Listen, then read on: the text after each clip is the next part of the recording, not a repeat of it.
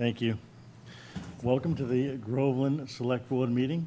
We're going to start with a public hearing. That was first on the list, so I'll take a motion to open the public hearing. So moved. Do you want me Second? to read it? Second that. Pledge of allegiance. No, I'll get to that after the public hearing. Public hearing is scheduled specifically at 6:30. Unfortunately, they're not going to be here, so we're just going to continue it to the next meeting. Public hearing? I don't believe anybody's here for the matter, but it's a Class 2 auto license for 923 Salem Street. So if the board wishes to wait until the applicant is present, we can table it until the next meeting. Oh, Oh, you're Yes. here. Huh, Oh, that's good. See? I'm He's glad. here. I thought so, but he didn't. I'll second the motion to open the public hearing. Yeah, we did that. Okay. Good, so all in favor? Okay. All right. You want to go ahead and get up to the mic and give a brief explanation? Route 97 Motors is a small-scale, independently owned used car dealership offering affordable and reliable pre-owned vehicles to residents in and around town.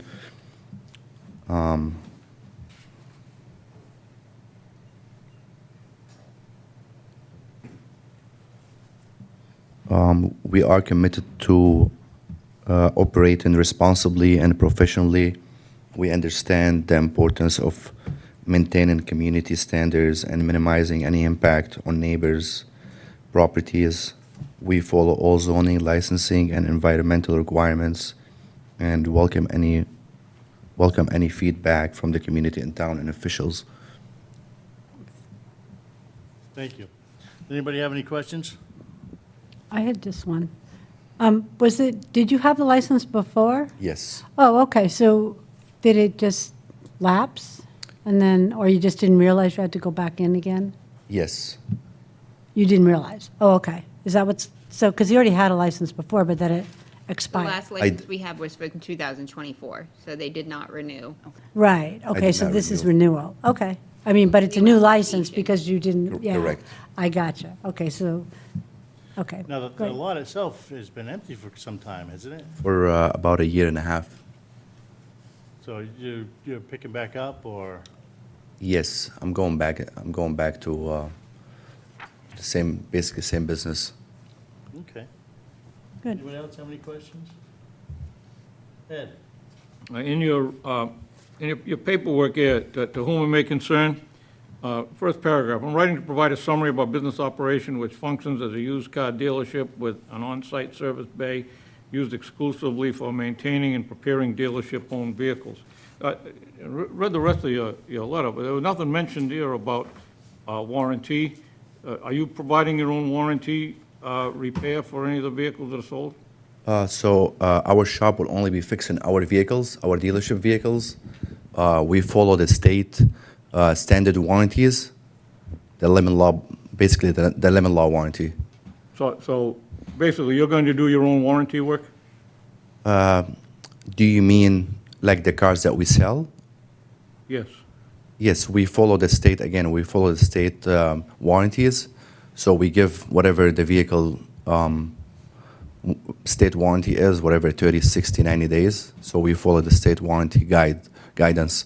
Okay, well, the question was, are you going to do your own warranty work, or are you going to have a separate entity do the warranty work? No, we will. You're gonna do We it, will, okay. yes. Yep. Any other questions from the board? No, all this paperwork is in order. Does anybody from the public want to make a comment or have any questions? No? More questions? Question, yes. Yes. Yeah, I wasn't done.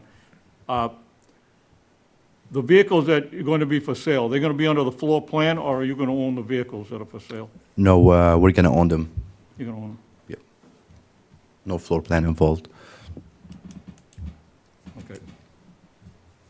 All set, Ed? Yep. Anybody want to make a I'll motion? make a motion for approval of the license as submitted tonight. I'll second that. Motion is second. Any further discussion? Seeing none, I'll call for the vote. All in favor? Unanimous? And I'll take a motion to close the public hearing. So moved. Thank you so much. Do we have a second? I'll second that. Motion is second, all in favor? Unanimous. Thank you. All right, now if you would all please join me for the pledge of allegiance. Pledge allegiance To the flag of the United States of America, to the republic for which it stands, one nation, under God, indivisible, with liberty and justice for all.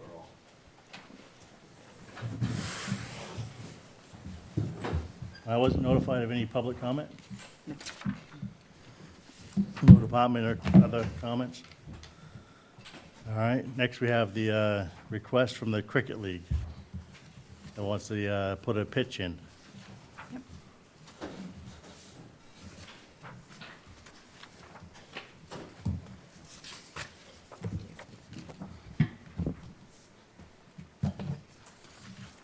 Thank you. Thank you. Thank you so much. You come prepared, thank you. Hello, all. Thank you so much for providing us an opportunity to put up our case with respect to replacing our existing matting pitch with respect to the AstroTurf pitch. First, to introduce myself, I am Vijesh. I'm one of the founders of the nonprofit that works in grassroots level growth of game of cricket in the region. I'm also a representative and a volunteer youth coordinator for USA Cricket, which is the national governing body for US. Recently, we have started an indoor facility a little bit far out in Franklin, which is specific to cricket right now. So we as a team, Mohit, myself, and all of us work through nonprofit and for-profit organizations to grow the game of cricket in and around New England region. We travel to Rhode Island, Connecticut, take our kids over there from U11 through to U19 to play the games. We have other leagues where we participate as team and so on. Thankfully, Groveland has been our lucky charm since last 3 years. We haven't lost a championship since we have started having Groveland as our home ground. That's it. So yeah, so one of the things that we have been facing a challenge. Most of you guys working with youth sports and nonprofits understand that the cost is a big factor. And in this case, we are a member-run league. So last couple of years to maintain, with cricket, what happens is we have a 22-yard pad, which is called pitch. Yeah. And unlike baseball, we bounce that off of that, the ball bounces off of that pitch where we need a harder base and we need a matting wicket or a base which needs to be there. So last 2 years we have been playing with the matting wicket, but with that every year we have had to put up a re-base with the red clay, get a contractor to get that resurfaced, and the matting, depending upon where we import it from, either Jamaica or India or some of the places, the quality has been not too predictable. Pretty much every year we have had to pull that in. So we wanted to request the town, some of you may know, earlier we had a cement pitch on which we had AstroTurf padding, which is more reliable and very low maintenance, in the sense it's a high investment upfront, but at least it is reliable for 5 to 8 years based on the wear and tear. The other part to that is, like we mentioned, most of our players are either youth or college kids who doesn't have transportation. Many of them travel with a rental car for the game day and so on. With the matting wicket, we have to be there at least 2-3 hours before to set up the matting and so on. With the cement pitch and AstroTurf, that gives us a leeway where it is low maintenance and it is there on the ground, and every game day nothing has to be removed and put it back. So we wanted to put a request to give us an opportunity to put the cement pitch and the AstroTurf back on the Center Street ground. Thank you. Does anybody have any questions? So it's going to be installed, I'm sorry, it's going to be installed as a permanent for while you're there. Yeah. So you're going to put cement down and then the AstroTurf? What is the process? That is right. So right now, what we did is to get the harder base, we have gravel and brick, and on top of that clay, and that clay breaks down every year, and we relay the clay. Now we are gonna take that clay layer out, and that clay layer will be topped with the cement, and AstroTurf will be put on top of that. Okay, so right now, how far down did you have to dig to put the gravel base in? Just 2 feet. 2 feet? Yeah. And the materials that the AstroTurf is made out of, is there any concern with the materials? It's a regular, if you've seen batting cages or normal baseball nets, the AstroTurf we use on that is the same AstroTurf that we will be using on this one too. Okay, so you're not aware that, because our wells are back beyond that, so we wouldn't want anything going into the groundwater that we don't want. No, That's all. I'm not a chemist, so I don't know what could be there. we are, and the pitch is right in the center of the ground. So it is far from those wells and those sources there. Yeah, we've learned the hard way, though, that things that are far away can still cause a problem. Yep. And We learned this a very sad lesson. and but- this AstroTurf will be using adhesive stuck to the cement all the time. It will not be removed. It will not be moving. Nothing of that sort. Okay.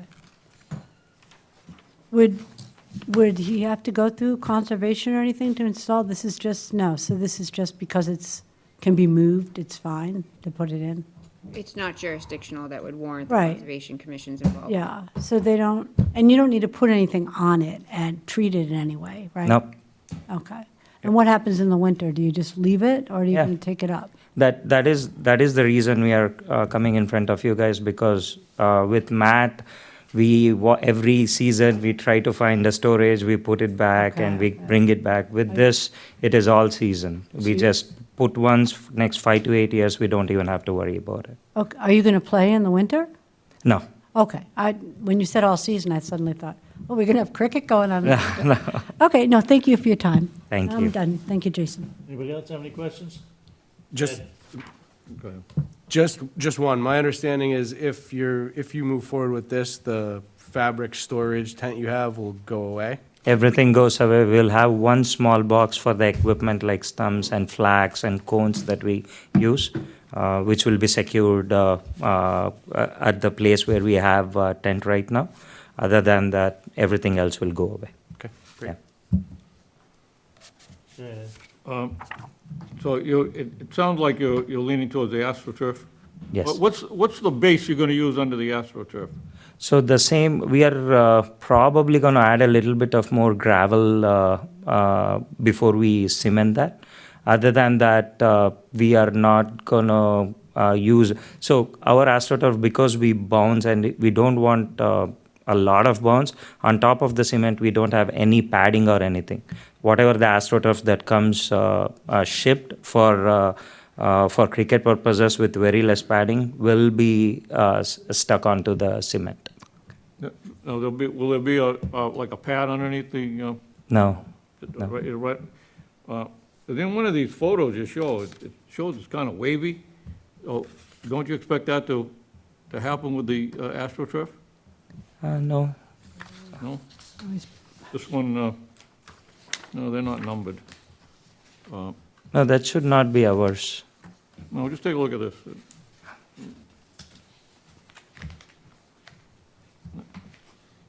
Oh, this one, this is the matting. So right now, this is the problem we are having because we have to store it and the shed has been very inconsistent, especially with the season. Like you see here, this is the matting that we roll and we put in and take out every game. Yep. This will not be the AstroTurf, or this is not the AstroTurf. This is the actual matting which we are requesting. to be Okay, replaced. thank you. Thank you. I'm all set. All set? Everybody else all set? Yes, I just thought that, was the agreement before that if for any reason that property becomes of use to the town, they have to, it's in the agreement that they have to remove everything? Is it in the agreement It's already? in our current agreement, so Yeah. that will Okay, be so that we they need can- to remove the pave Okay. or the cement and the equipment within 48 hours. Yeah, it's a lease that we do, our permit that we do every year, so. Yep, I thought so, okay. So I make a motion to approve the request for the installation of the AstroTurf in the cricket field. I'll second that. Motion and second, any further discussion? Seeing none, all in favor? Unanimous. Thank you, thank you, Soon. Russ. Good Thank you luck. so much. Have fun.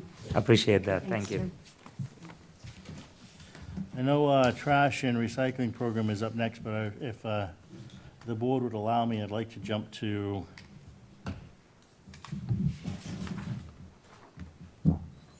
Whittier, appointment recommendations. So I'm going to recuse myself as usual because I'm an employee of the Whittier Regional School District. I know everybody got the packet. Adam had put a couple things in there. Joe had given us a note. And Adam's here. Unfortunately, I thought Joe was gonna be here, but He said he might join by Zoom prior to his meeting, but it doesn't look like he's joined. yeah, because he had a hard stop at 6:50 anyway. But Adam's here if anybody has any questions for him. No comment. Read over his resume and qualifications. He seems to be well qualified. He's interested. But I don't have any questions for him. I think he'll do a great job on the committee. Becky? I don't have any questions. Steve? Maybe just tell us a little bit about what, obviously you have an interest in this committee, being part of the building committee. What are some things in kind of, looked at your resume and things, but what are some things you hope to bring to the committee? Well, first off, the big supporter of the technical education, and having a student who just graduated Whittier last year, kind of familiar with the challenges that they face. So the state right now is doing a big push to, funnel into technical education, and I think, it's very important that we set this up right to take advantage of that. I know it was a loaded topic last time it came up, and I think with the state's push on it, and that we might be able to actually make it happen. And that's the biggest thing for me. This is an invaluable resource for the town that we can't let slip through the cracks. Kind of a once-in-a-lifetime opportunity here with how much the state is pushing for it. I agree. That was my only question. I'll give you a comment. No, I think looking at the resume and then even just your personal reflection of, having a student, and obviously your resume has technical schools all over it, so, Graduated from, worked for, licensed teacher for, yeah, and then as well as, almost 30 years of construction experience. right. So you've been on the inside. Yes. Yeah, and I think it's important because you'll be able to see the trends of moving forward and see what the school may need moving forward, and they'll be prepared in the future. So I think that's important as well. Yeah, and I would also say, I know it's only kind of somewhat relevant, but I think also Adam's on the finance board, if I remember correctly, so I think Correct. that also comes into play as well. because obviously the town has a financial interest in this as well. Yes, and Rebecca will be attending as well. So even though she's not a voting member, she'll be there to discuss and help guide and put those financials into perspective for the town, which is important. Where I know that you're more focused on the kids and what's gonna benefit them and what's gonna benefit the state. Rebecca is always very quick to point out what the town needs and what the town is capable of. So I think it's important that she's there as well. So does anybody have a recommendation that they would like to present to the school board? No. I'll make a motion for recommendation that we recommend Adam Haywood for the position. I'll second I'll that. second it. Motion and second, any further discussion? All in favor? 4, 1 recused. Thank you. Thank you. Yeah, thanks for stepping up.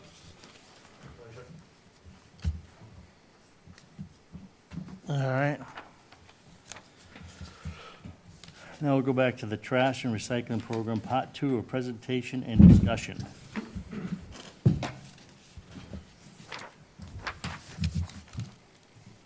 So we have a shorthand nickname now, Jason. Uh-oh, Yeah. It's catchy. TRC. TRC, Yeah. that may be trademarked. Then I don't know, but I mean, we're grabbing it. Yes. It's too many words right now. TRC. Sounds important.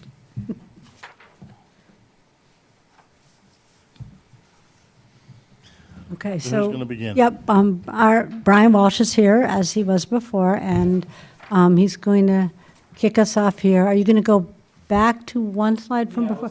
Okay, thank you. All right, and so we'll give our attention. He will walk us through it all. Okay, thank you for your time again today. I'll jump right in. I'm gonna kind of quickly go through some of the things we talked about last time to review, hopefully make a few points of clarification, and then we'll have a few new things to show around cost projections, and then look forward to jumping into discussion. So I did want to spend a moment kind of making a clarifying point here that I think wasn't totally clear, and I may potentially have misspoke on last week or whatever, was that this does in fact reflect just landfill capacity on the right, but municipal waste solid combustion, which is where Groveland's waste goes, those facilities are also being currently utilized to their maximum on an annual basis.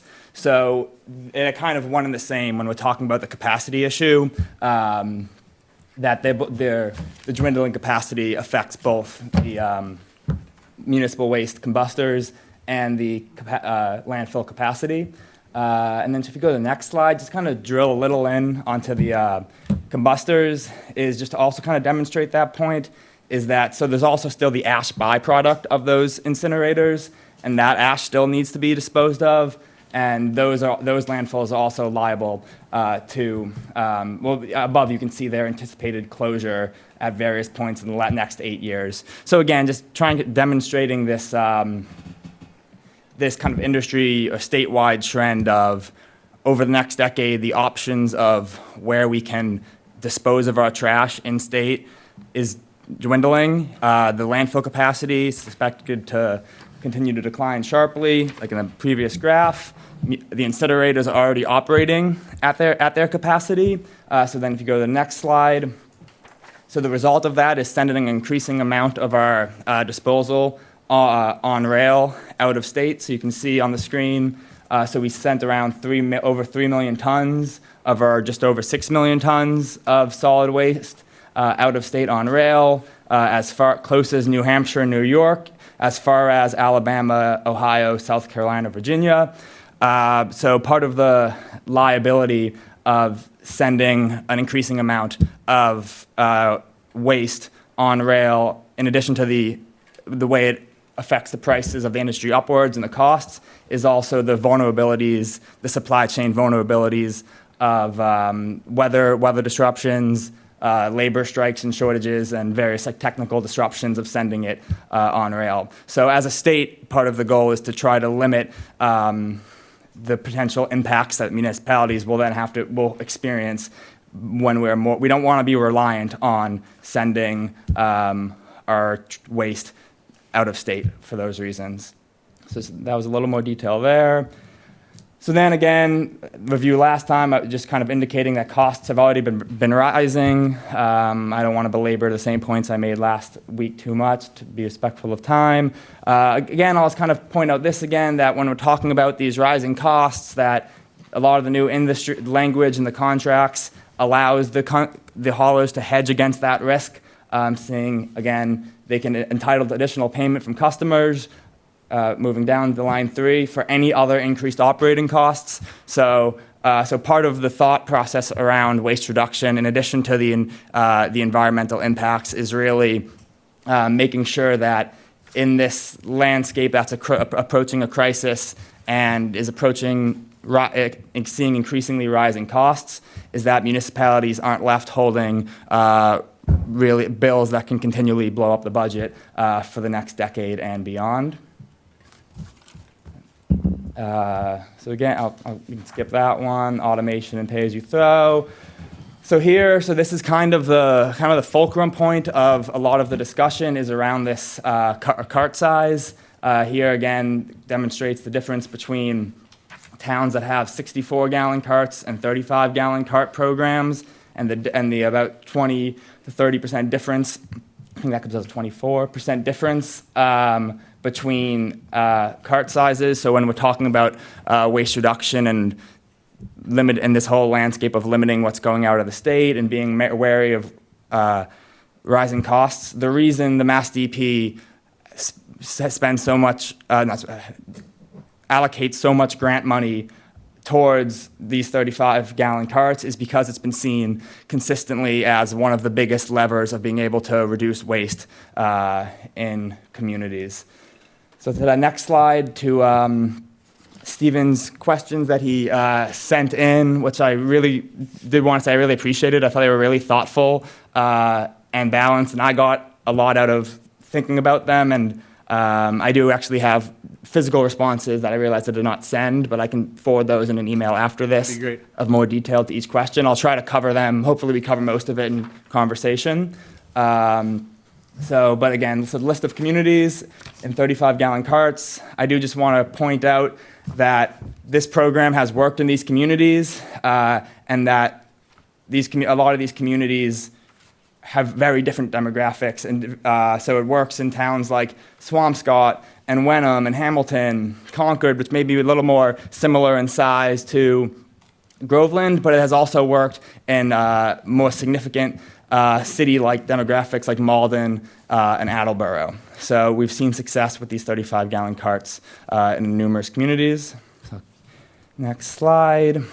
That was the initial kind of cost breakdown of kind of demonstrating that bigger carts, more tonnage, that's going to lead to higher tipping fees at a difference of about $40,000 a year at current costs before they increase between 64-gallon cart communities and 35-gallon carts.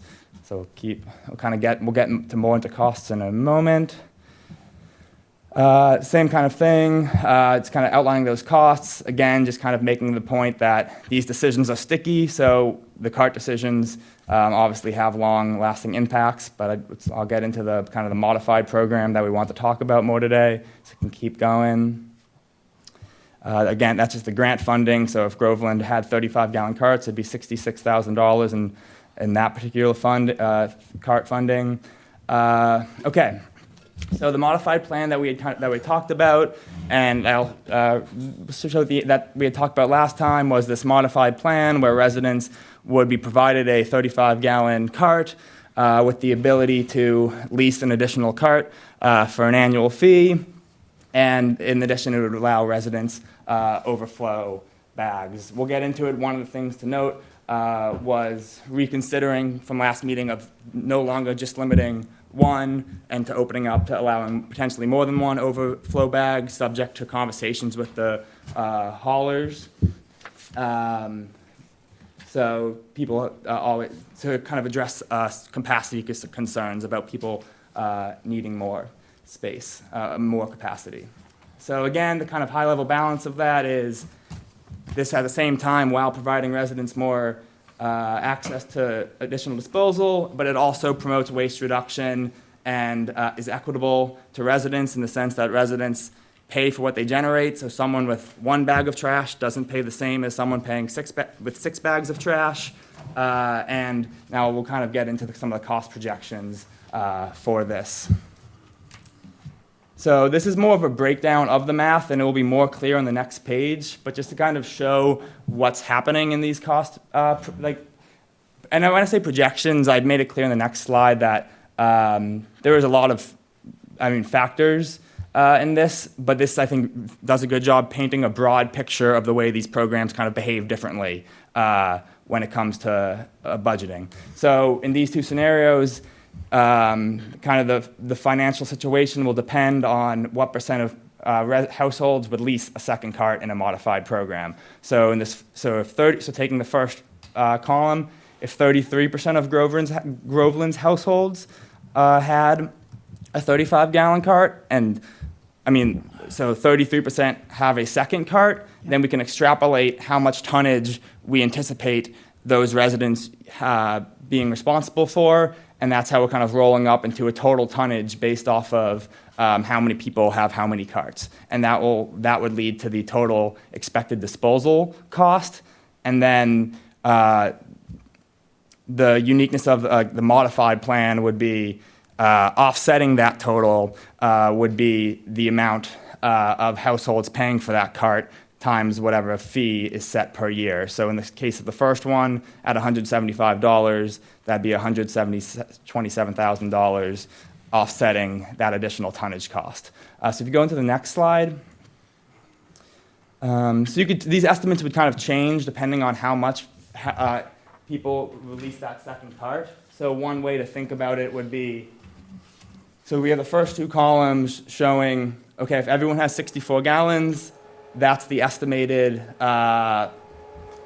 disposal fees that the town would be paying year over year as costs increase. So you can see over the course of 10 years, we'd be looking at $2.5 million over the course of those 10 years. And 35, next column would be, okay, simply 35 gallons. If everyone had 35 gallons, what would those disposal fees look like for that amount of tonnage? Just under $2 million. And then, then the modified plan is, so the total disposal cost is going to fall somewhere in between the 35-gallon cost and the 64-gallon cost, depending on how many people lease that second cart. And then that's offset by the number of households leasing the second cart.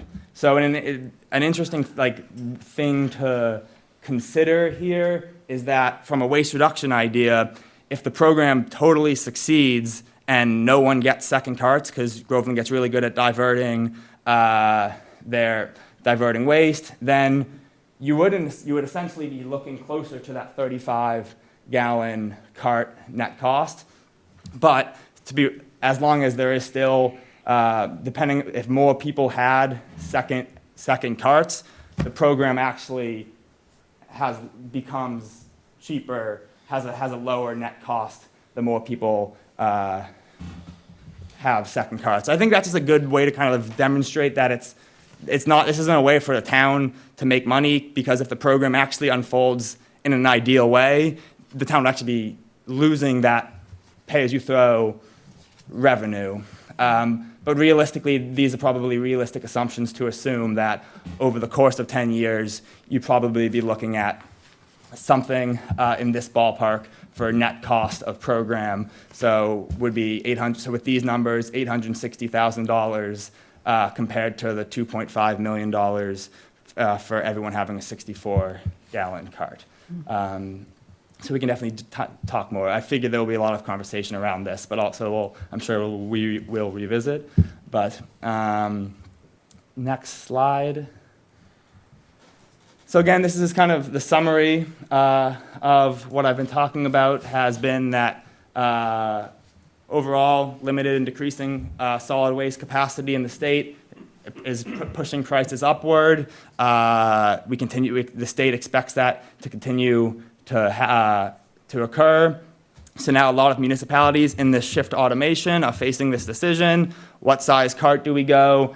How do we structure a program? And that's going to have a really significant effect on municipal budgets and statewide reduction goals for the next 10 years.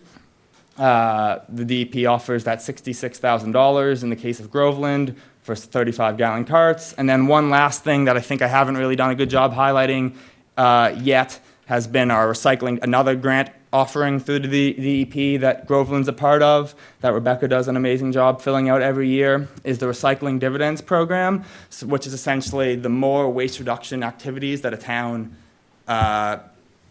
does, the more money that the town gets through that grant to then spend on further waste reduction initiatives. So as of last year, Groveland got around $2,100 annually for the amount of credits they earn.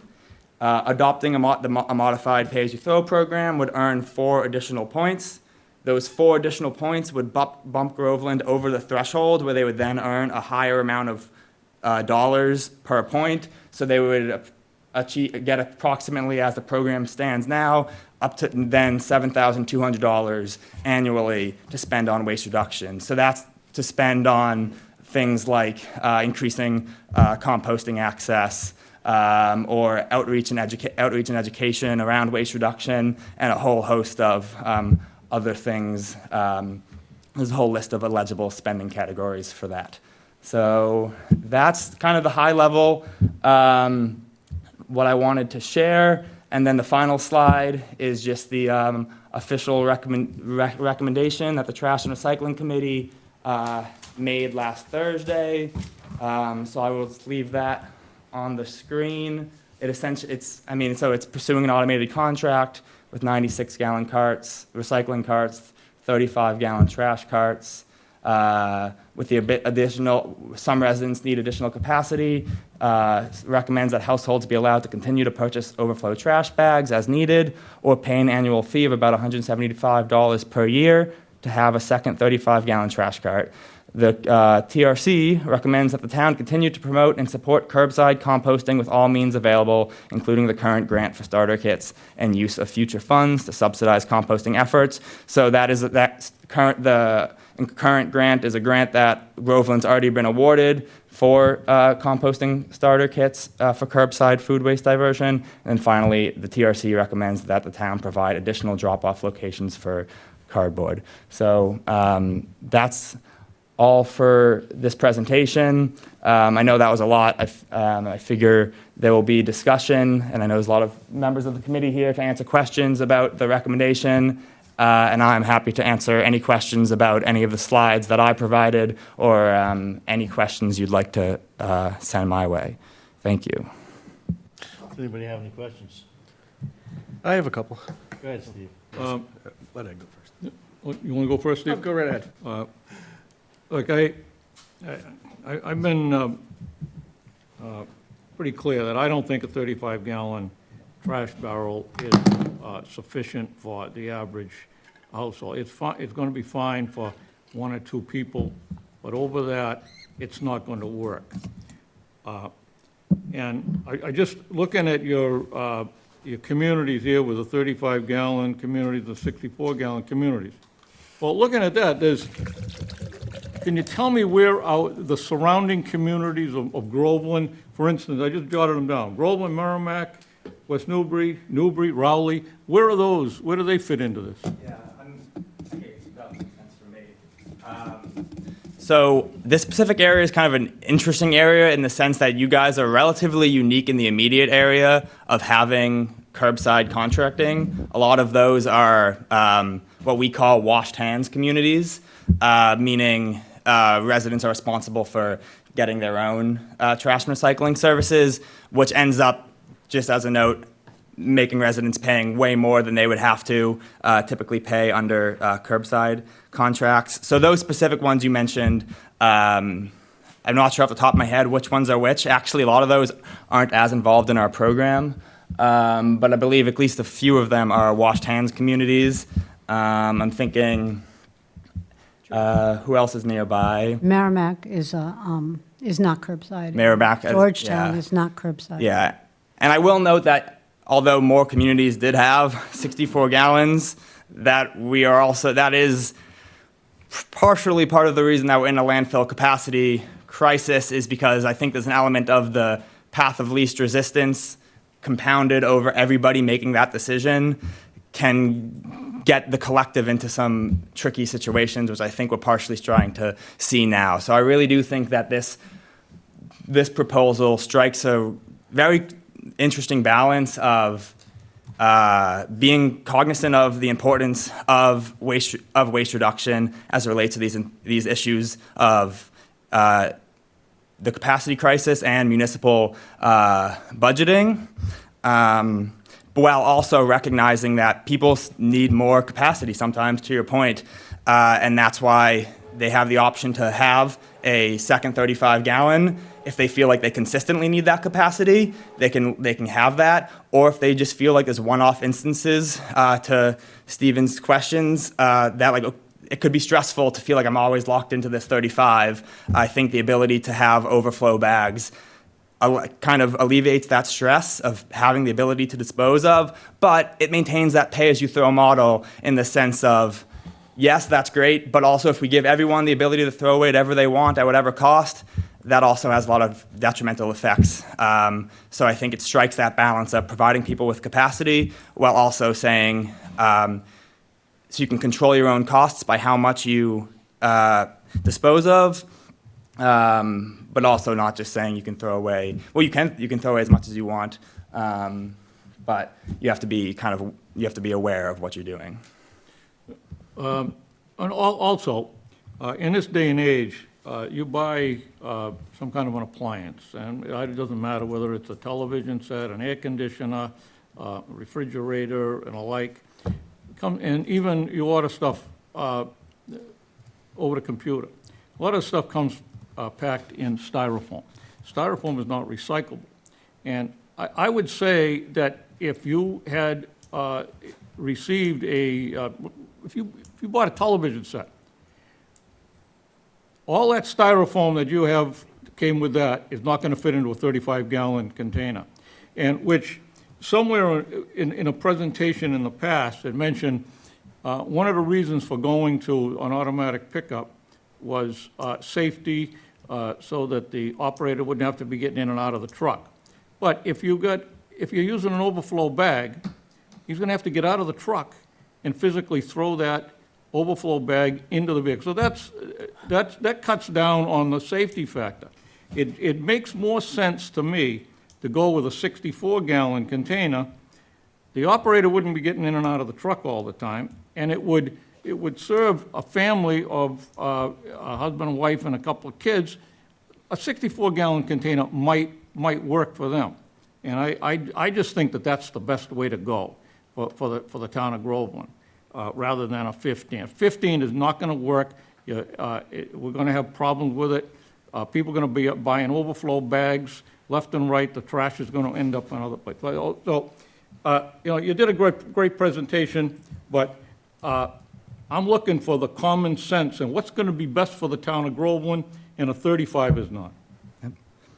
Yep, noted. I appreciate all those points. I think the one that I will just kind of like zoom in on is that is just to remember also the long-term impacts of something like this. Is that a program like this would also over time you would start to see Groveland start to behave as a community that would generate significantly less amounts of trash.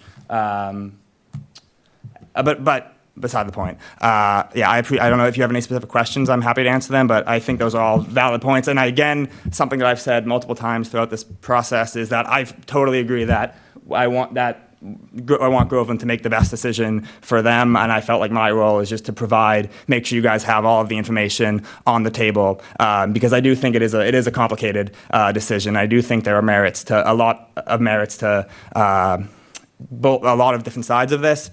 But I do think the modified plan kind of finds a decent common ground among those of pulling benefits from that 35 program that in some ways might seem limiting despite some of its other benefits, but then adding this modified element to it, despite some drawbacks of, you're right, people having to get out of the truck more, does strike a nice balance between providing people the capacity that they need while also kind of keeping the longer vision in mind. One other drawback, if you talk to the drivers, you got a household of 1 or 2 people.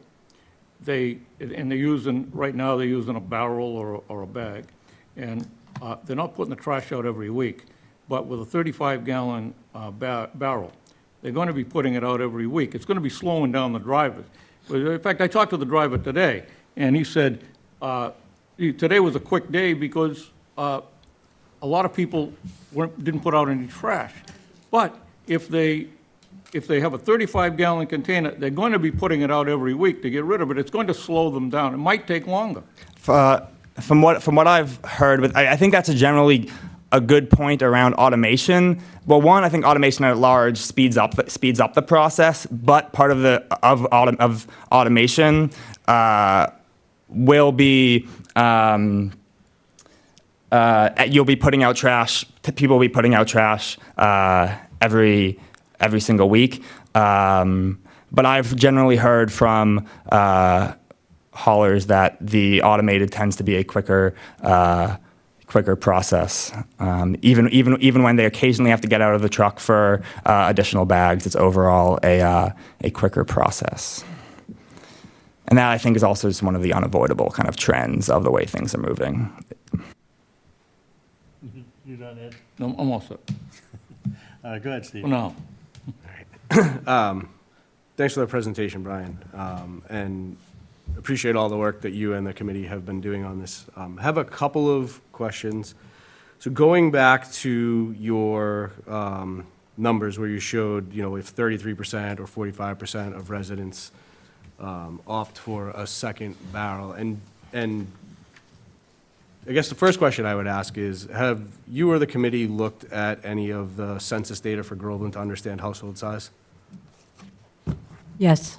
Okay, so with that, because I asked for some data as well on that, and just looking at that specifically, 40% of households in Groveland are 3 people or more, anywhere from 3 to 7 people. And with that in mind, and keeping in mind the statistic from Mass DEP that says a household of 2.5 people averages 30 to 35 gallons of trash a week. That's from the Mass DEP website. How do we see that working for the other 40% of the residents here? Unfortunately, I guess I don't have good data in front of me, so I'm going to answer that anecdotally, is that one, pointing to the towns that have the 35-gallon carts where it works. Secondly, the overflow bags, giving an option to have that additional capacity. I think. Yeah, just wondering if we need to adjust those numbers that we were modeling a little. Oh, you're saying how many? Well, I actually did have a thing that I was kind of working on was. Yeah, so you're right. Depending on whatever number you input in there, kind of change that sheet. In a weird way, actually, though, the more people that opt into the program, that opt into the second cart, actually makes it a cheaper program for the town. But again, so it's kind of counterintuitive, is the town kind of wants, against its best interest, is you wouldn't want people to sign up, but if they do, then it wouldn't hinder the financials of the program. Maybe. So a second question, because I know I didn't get a chance to attend the last Trash and Recycling Committee meeting, but I did watch it, and I did do a little bit of research afterwards. One of the towns that I think came up a number of times in that meeting was Topsfield. Yes. As an example of a town that's went from 36 to 30, or down to 35. Yes. Now, just one point of clarification. My understanding is they went from 36 to 35, according to the data that they have on their website. That's their published infographic. 36 as in... They could, basically, their infographic says that they went from in 2024, you could throw away 136-gallon trash barrel, and in 2025, you could do. Yeah, I think that is a fair difference between the programs, that they had a smaller before overflow limit. So if your before overflow limit was 64 here, right, their before overflow was 35. So they could always still throw away more than that. But yes, that is true that they had a smaller. Yeah, and the reason I ask about that is because even with that change, and I'm curious to see how the committee and yourself think this plays out in Groveland. Even when they made that 1 gallon change in capacity, they added a bunch of ancillary services like additional recycling capabilities, curbside composting, which we obviously have, the ability to drop off cardboard, which was in place prior to. It sounds like their residents have the ability to take recycling to several places directly if they don't want to wait for it. Like, do we have those plans those services in place to support that capacity, that downshifting capacity? Sure. So I would say, so Groveland, Topsfield rolled out their curbside composting program, of their official kind of like push for it, without DP grant funding that in April, this past April, and they saw a 33% increase in that, in people opting into composting, likely because at the same time they announced their July 1st, they were going to this modified pay-as-you-throw program. So Groveland will be actually in very similar shape to be able to offer a similar kind of model of rolling out a composting. It wouldn't be more so promoting a composting program, and a lot of the drop-off, a lot of the other things would depend on, again, so that drop-off recycling cart for Topsfield was part of their new contract. So some of those things would also, what kind of services would depend on the contract. But from recycling, I actually think, so they have 64-gallon recycling right now going every other week, with the ability, if I'm not mistaken, with the ability to, residents can purchase an unlimited amount of additional containers. My understanding is you guys have 96-gallon containers. Yep. Or at least that's the proposal. And then the last thing I'd want to note is that something that I would probably recommend, honestly, regardless of the Cartside decision, is it can be used, you can spend grant money on it or apply for a different grant for it, is drop-off composting, because I think a valid concern of composting is it can still be expensive for households, but what drop-off equipment, a drop-off site, which is, again, there's a separate grant you can apply for that, would allow residents to essentially bring their food waste to a centralized location for free, so more residents can have access to compost. So all this to say is I think, regardless of what decision is made, I think there's a lot of time between now and July 1st of a new contract to implement a lot of diversion opportunities in Groveland that I think would put you on par with what's being offered in Topsfield. And if we're comparing, last note is if we're comparing trash tonnages, Groveland's was only marginally higher pounds per household. I think you guys were like 1,700 pounds per household per year. Topsfield was like 1,630 or 1,650. So generally you behaved in like similar ways when it comes to like aggregated tonnage. Yeah, they just seem to have a lot of supporting services in place before they made that change. And then I guess just going back to the cart sizes again, because I think I heard this at your meeting, but I just want to see if I heard it correctly. We've locked into 96-gallon recycling, right? That's a done deal. Yes. That's done. That was voted at. So one of the things I think I heard discussed at the committee meeting was that some towns have run into issues with the divergence or not being able to contract for 35 and 96 on the same truck. So potentially having different pickup days for recycling and Point of information, Yes, Kathy. just to clarify, it's not a matter of you couldn't contract for it. It was a matter of they had heard from some haulers that there was a concern.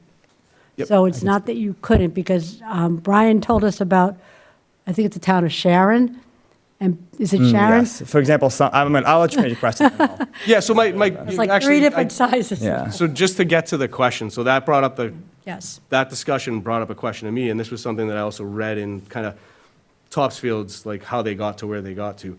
They said that during the lead up to making a decision prior to doing anything, they had met with and gotten proposals from 6 haulers. How many haulers have we met with and gotten information from? That's not, this presentation is not covering that.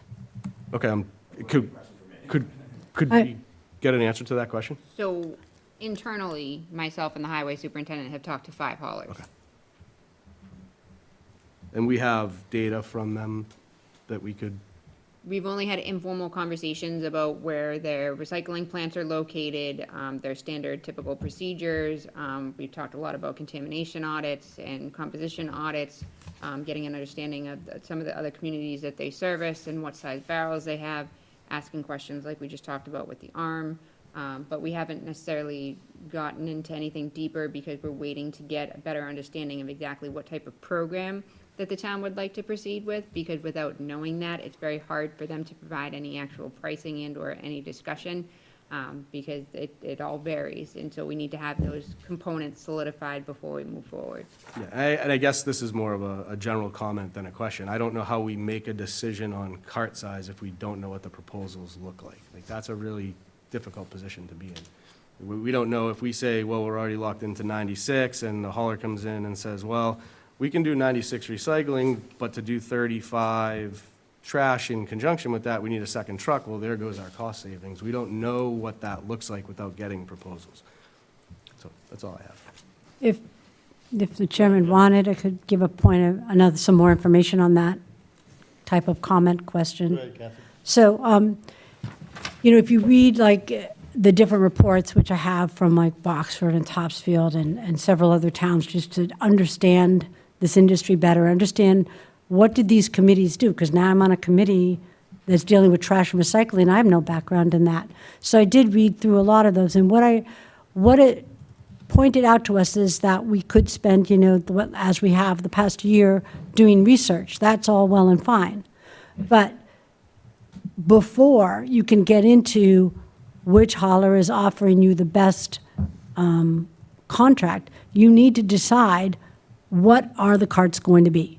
Because we have recommended going to automated, the committee only considered, the 64 and the 235s, trying to give people the right, the equivalent amount of waste management as they have now, if that's what's necessary to move forward.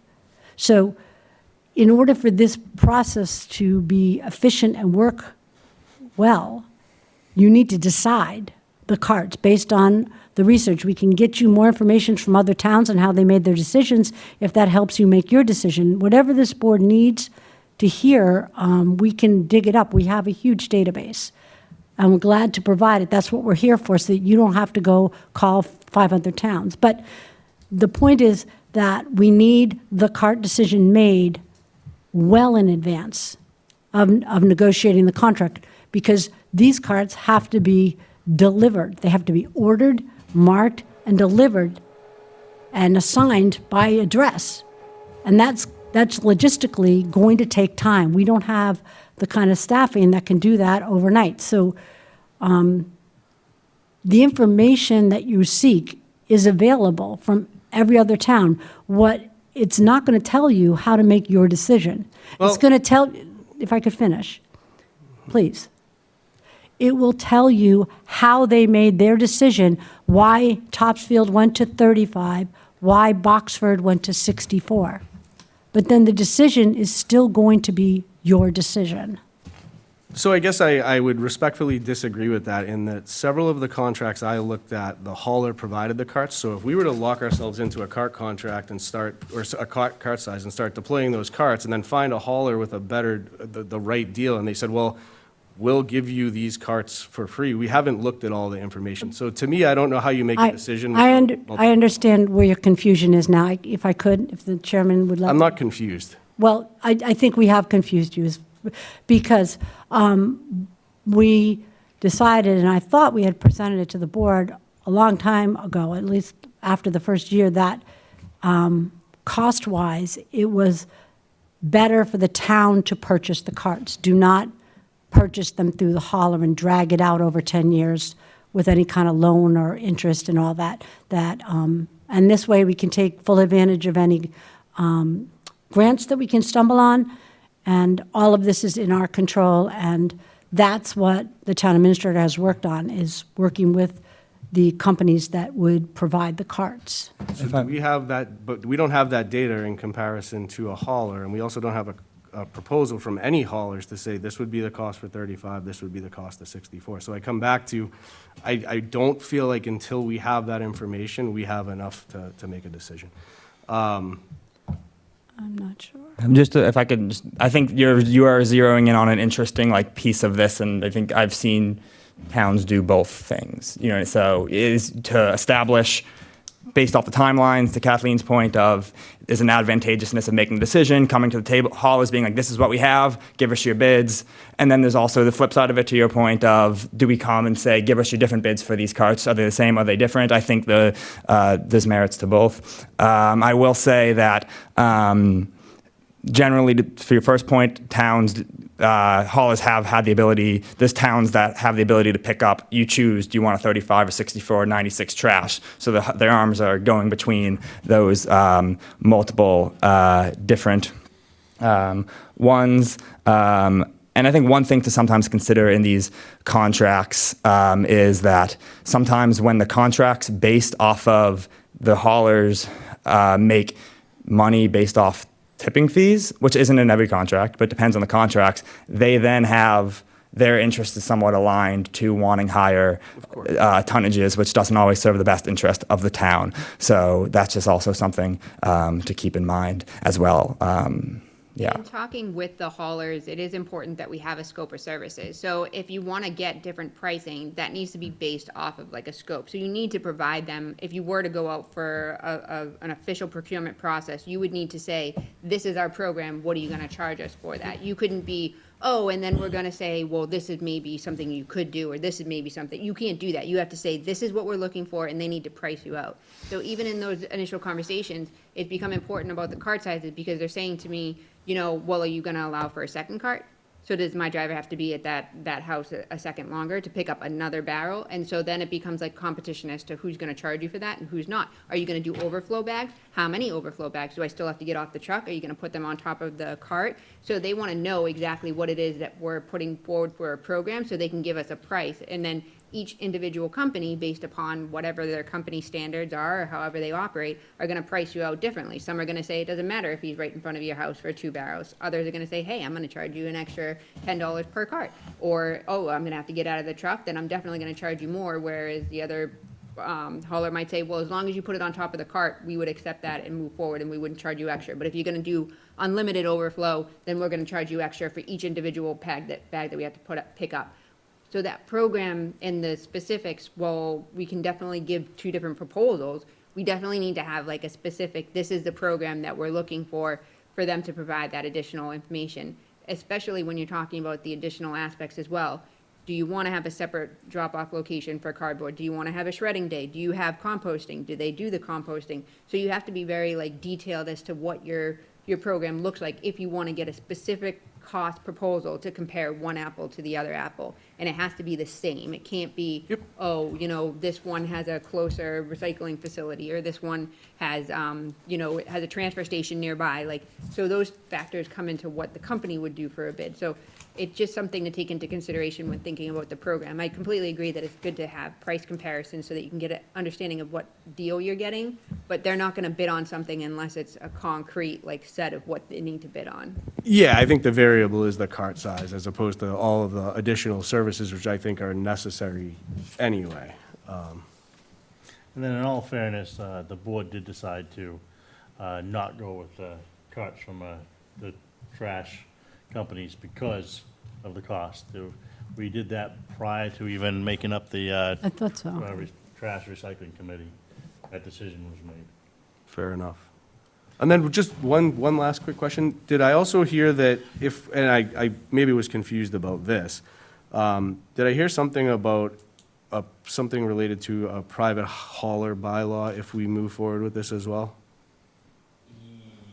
Yes. Can you just elaborate on that a little? That would be specifically for the 66, for the grant fund, for the 66,000 grant So- funding. And the reason for that is because what could happen, so essentially the bylaw would say, if anyone wants to opt out of the municipal program and get their own service, that a hauler cannot come in, because it's a state, because you guys are offering recycling as a bundled service, a hauler couldn't come in and say, because normally they could never beat a price of a municipally contracted service. But if they have the ability to come in and say, oh, I can beat that price, but I'm just going to not give you recycling. It's essentially, so the bylaw is to prevent haulers from being able to undercut municipal programs by doing that. Gotcha. Thanks. That's all I have for questions. Anybody else have any questions? I just have some comments. I agree that we need to look at other ways to divert our trash through town programs and education. So I love the recommendation for the drop-off for cardboard, because I think if I look at my recycling, that's probably the most. I try not to order online a lot, but it happens. So I love that idea. And cart size is a lot to consider. I think at the end of the day, trash is going up no matter what. So we have to decide how to pay for this inevitable increase. So 64 gallon, divide evenly among residents regardless of how much they contribute to the trash tonnage on a regular basis. This would include seniors on a fixed income, same as a family with 2 incomes. Or go to the 35 gallon, set it up where residents pay based on their contributing tonnage, with the $175 per year for an extra cart, or 35 gallon overflow bags as needed. Is that, would you say that was like the wrap up of this discussion? I was Yes. trying to put it in like very simple terms. Of the cart discussion? Yes, the cart Yes, discussion, of yes. just the cart discussion, that's it. And it's been a tough one, because we all know where we are as a town, and I'll admit to this. I've actually driven around the trash routes just to see how we're doing. I'm not geeky. So I do have a sense of how people are putting things out there. I realize that we have a lot of overflow on the recycling, and we have quite a diverse array of trash carts that are in use out there. More diverse than I realized, anything from a 50-gallon to some people I think are using maybe something's 32 or 35. Then there's 64, and then there's ones that look really tall, and I think, wow, is that a 96-gallon cart? Could be. I mean, there's, we didn't, we put in a contract, and in the words, we said, okay, we'd like everybody to go to 32s or 164. But we were coming from a previous contract and a previous culture where you could put out 4 barrels. Our last contract before this one said you could put up to 4 barrels, no restriction on the size. I mean, you could put out a massive amount of trash. And, as a town that started with curbside pickup as a history, I'd say, okay, I can understand sort of it didn't cost very much. Curbside pickup as a part of the budget did not cost percentage-wise that much. So it was a great, nice service for a small town. And people liked they knew who the trash driver was and first name basis and all that stuff that goes with a small town. But the cost and the penalties in this industry are just escalating so quickly that I feel that it's become impossible to contain an open-ended budget like we have now within our Prop 2.5%. And you might say, oh, well, we'll just vote an override for trash. Well, people don't have to vote overrides. So when they vote no, what do? You're not going to pick their trash up? No, you're going to pick it up. You signed a contract, right? You put a contract on an override. It's similar to the school. If 2 towns pass that school budget, our contract says we pay it. Well, trash is like that. Whether we vote the override or not, we're paying it. Or we're defaulting on a contract. So I feel like, Steve, you've raised really good questions and concerns, and Becky, your synopsis was spot on. You can simplify it down, but when you open up the whole thing, there's a lot to it. And the good news is, this is what I keep to help myself feel good about everything, because I know this is a tough change for the town, whichever way we go, is that This new contract is going to be so much better than any contract we've had before, because everybody who's worked on it knows so much more. Our town administrator has been going to hauler meetings, our highway superintendent, and we have Brian Walsh from the state with all that information. We're going to have a much better contract. The contract we have now, in its day, was good. But compared to what other people have negotiated now, no. We're paying a lot more for recycling than many of the towns around us because of the way recycling is structured in our contract. We have, fuel costs. We have a contamination fee built in that we pay without an audit. We're paying it 10%. So we're looking to get rid of all that, too. I mean, there's some good news on this. Whichever way you are on the CART argument, the good news is it's going to be a much better contract. But I do think that for the select board to take some time here, that's why we're presenting it now in the summer, which is kind of when everyone's away, to take the time to think about, this isn't just for this year and next year or last year.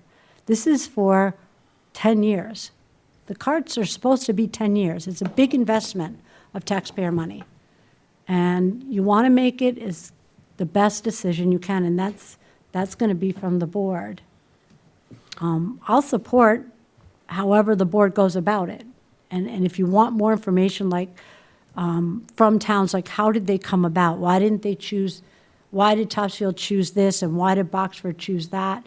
We can go dig it up and get the minutes and whatever that says why, if you want to know the whys.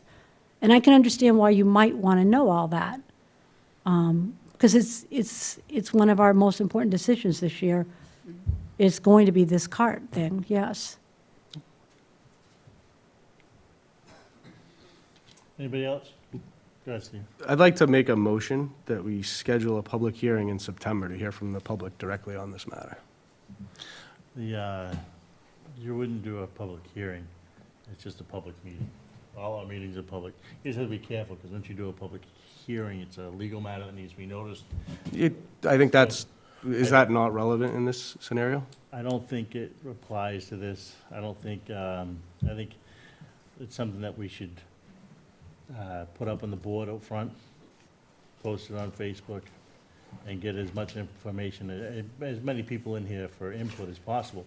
I mean, we definitely did that prior to, and we've done it several times, and I can see it being worthwhile doing again. So usually a public hearing is required under state statute by, if you're hearing an application for a Class 2 auto license, or if you're hearing a specific planning board matter, or a conservation commission matter. But a public meeting can still be advertised. It's just a public meeting. It doesn't meet a legal threshold For a public under meeting. Got the it. filing process. Well, So then I can we can definitely do a public meeting if the board so chooses, and we can put a notice up on social media, or we can put it up here on the board, like you said. We can even put it in the newspaper if you want. It would just be a public meeting. So can I make a motion that we hold a public meeting to solicit feedback from the public on this matter in September? And would you want to do that during our regular meetings, I think so. regular select board meetings? So the motions were made. Has anybody got a second? I'll second that. May I ask for, we had like the public information session. I feel that at this juncture, it would be most useful to present what the board is considering as, what is your option A and what is your option B? What are you considering as to programs? And that includes whether you're going to have a fee attached or not a fee attached. Boxford went 64 across the board. Everybody pays the same flat fee. I think to get a productive public meeting that's not open-ended like our first one was, you need to put forward two or more choices. Maybe you have 3 choices, but you could easily pull them from this. What would the choices be that you want to hear public input on? Well, I think we have the choices, right? It's 64 or 35, so that would be what I would want feedback on. Well, what Well, about the other thing that she mentioned was the fee on the Yes. 64, whether we're charging a fee or not. So there's a little bit more into it, and I think having that meeting in September would definitely give us a time to iron Yeah. out those differences. Right, that's, So I think that's definitely a fair way to go. Okay. Did you have anything you'd like to add? No, I think just kind of controlling the content a little bit, and I think to your point, if it's open-ended, I don't think we'll get what we need, but I think if we're able to present the options and then get their feedback on the options, I think that we'll learn a lot from that. Well, you're always going to get the people that are just going to make noise regardless. But that's okay, because people like to be heard, and that's what they're here for. This is what the meeting's for, Yep. is to come in and be heard. And I think it's a great idea to have that meeting. Yes, Ed? I think the meeting is, scheduled meeting is good, but maybe from the town administrator, what's our timeline? Because we've got less than a year to put this out to bid, make a decision, put this out to bid, get the bids in, look them over, and I don't know how long that's going to take, but that needs to be done probably pretty quickly. I do need to get something solidified before town meeting, obviously, and the posting of the warrant, so we can figure out whether or not we are going to provide for an allocation of free cash for the purchase of the carts, or if we're going to be trying to, or negotiated to lease the carts from the hauler, and what that impact would be for the overall contract price. So I would need to figure that out before we post the warrant. So I would say before, to be safe, I would say that I would need a decision. I'd like to have a decision, obviously, prior to October, but I would say that we need to have something locked in by January. So you got less than 6 months.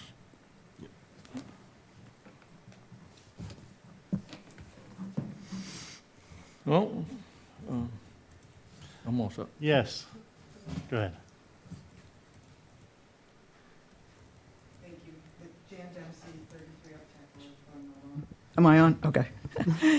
Jan Dempsey, 33 Uptack Road. I'm on the Trash and Recycling Committee. And thank you for all the time you've been putting into this today, and your questions are great. I just want to just briefly say, the committee's been working on this for 2 years. And, you know, I keep hearing some of the same things about cart sizes and people can't do this and they can't do that. Well, I know that Groveland residents are way more resourceful than we're giving them credit for, because we've been through this before. We had no recycling, and Groveland residents took it upon themselves to bring their recycling to Town Hall on every Saturday, and eventually we got curbside. So we've been in this situation before where we have a really hard thing in front of us. The thing that's really hard in front of us is that costs are going up exponentially on trash, and we cannot keep throwing away as much trash as we're throwing away.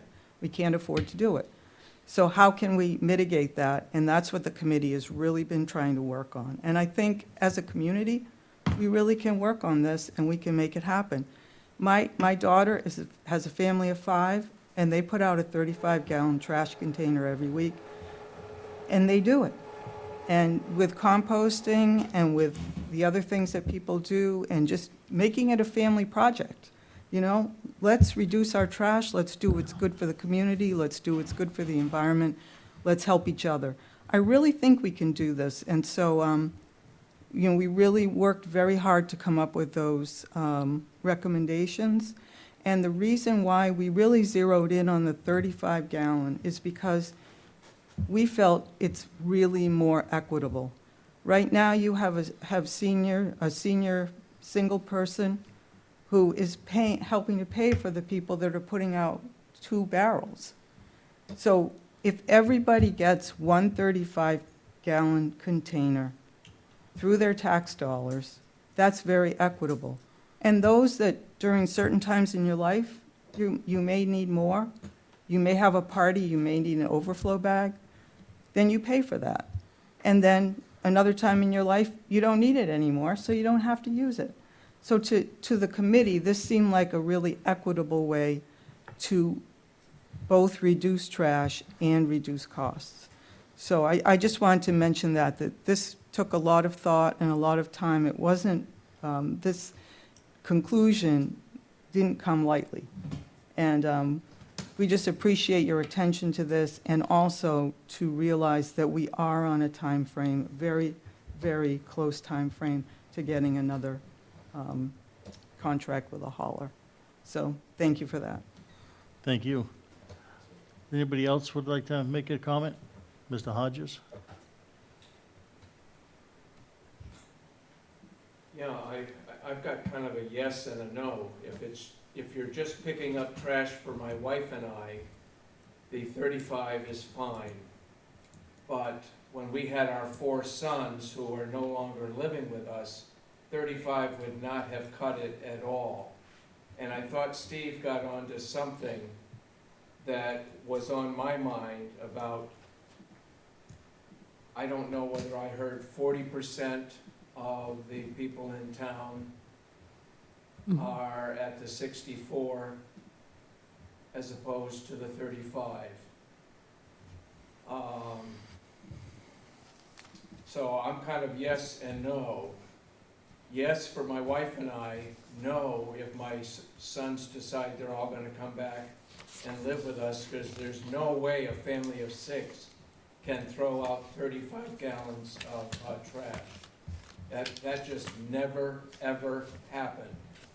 So for those if I was on the board, and I'm not, and I will probably never run, I would be voting yes for my wife and I, but no on behalf of the families that we once were, that will have to suffer with the 35.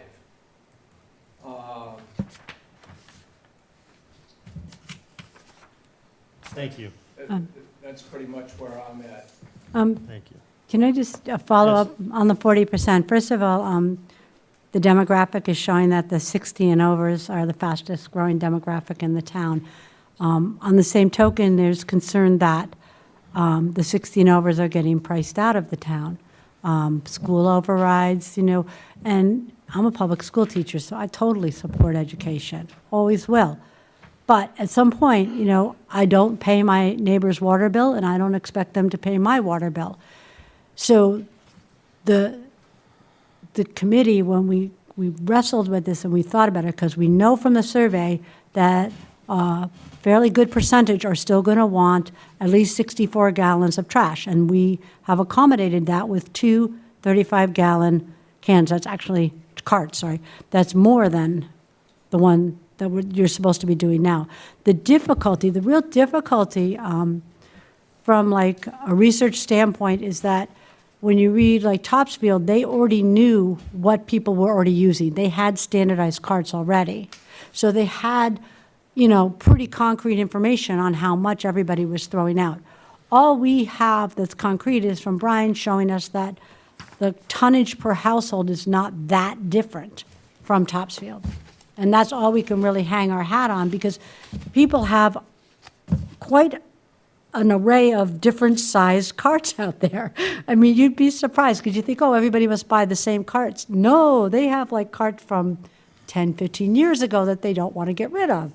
And so we do have a wide array, and we rested a lot of our thoughts on the survey, because we did get over 700 responses telling us that at least 60% of those responses indicated they really felt they're going to need access to 64-gallon carts. So 2 35s would satisfy that. The 175 that we chose kind of matches what Boxford's doing. You could also look at the cost of the overflow bags and price the extra cart at maybe a little bit more than using one overflow bag per week. So an overflow bag is $2.50, 52 weeks. I mean, there's different things you can do. These numbers that we have in there for the annual fee are not anything that we've said has to be that amount. We wanted to just give the select board as much information as possible and give a cost that's at least within range of what some towns are doing. And I think having the public come in and comment on 2 or 3 choices is a good exercise. But again, we have a town of over 2,000 households. We're not going to get even 500 households in this room. So At some point, you have to step back from the people that will come and talk to you and just say, okay, what do I think? And to John's point, the history of Groveland has shown us that when they understand what's needed, people in this town have always really stepped up. They've rallied. They do it again and again and again because we all like our nice small town. We like our open space. We like our trees. You know, we like it the way it is. And that's why some of the comments in the survey was, don't change anything. You know, they wanted to keep the same trash picker-up guy, Anthony, I think it is. They didn't want to get rid of him. They don't want to lose Anthony, and that's Groveland. We get attached to things, and we like things, and it's sometimes hard to look at outside and say, okay, but we might need to do something different. But we are at that point. To go automated, we have to choose the cart sizes for the next 10 years. Okay, yeah, go ahead. Sorry, I don't want to make this a thing, but I think comparing it to the water is an unfair thing. Now it's trash. Is it schools next week, fire department the next year? Is it the police department after that? We're only going to charge people that use it? It's not fair. And to Steve's point, to not know what it's going to cost you to haul it before you make a decision doesn't really seem to make sense. So I would encourage you to figure that out before you made a decision. Adam, I guess to say that we don't know what the cost is going to be to haul it is not correct. I mean, we have access to all the contracts around us. We have a ballpark idea of what the hauling cost is, but some of the things, and again, I didn't mean to drag everybody into all this measure of detail, but there are contracts where the hauler acts as the processor for the recycling. So the recycling bill comes through the hauler, who then does their own manipulations on it and their own blended cost and their own surcharges and their own processing fee. And there's another model where another hauler says, I don't want anything to do with your recycling bill. I'll fund it right to you directly. You just pay it. So we know a lot about what our choices are. You know, if it was just a matter of which hauler gives the best cost on recycling, that would be easy. Do But we have to use the same hauler for both? you can look at different haulers, certainly. Yeah, I think West Newbury did that, so that's on the table. And what's the cost difference between picking up a 35-gallon barrel and a 64-gallon barrel? The curbside cost probably won't be that different. What we're seeing is the change from the manual that we have now to automated. No, agreed, and I. That's where it's at. So But is there a cost difference picking up the different size cars? are they going to charge us the different cost to pick up a 64 versus a 34, 5? I don't think so. Not the pickup, it's the tonnage. And so the trend that Brian has brought to us and shown us is that towns that tend to stay with the 64 tend to stay with the higher tonnage per household because, you know, we fill our barrel. And we're hoping now with the larger recycling that people will now have more room there, and we'll see them realize how much more diversion they could already have been doing. Because we just never provided an appropriate recycling cart. We never did that.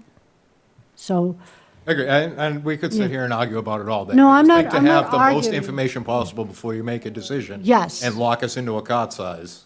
yes. I think you need all the information as an aggregate Okay, first before you make that decision. well, we have that information. We're just trying to ask. Well, we have a huge database. So my question is, what is it you want to know?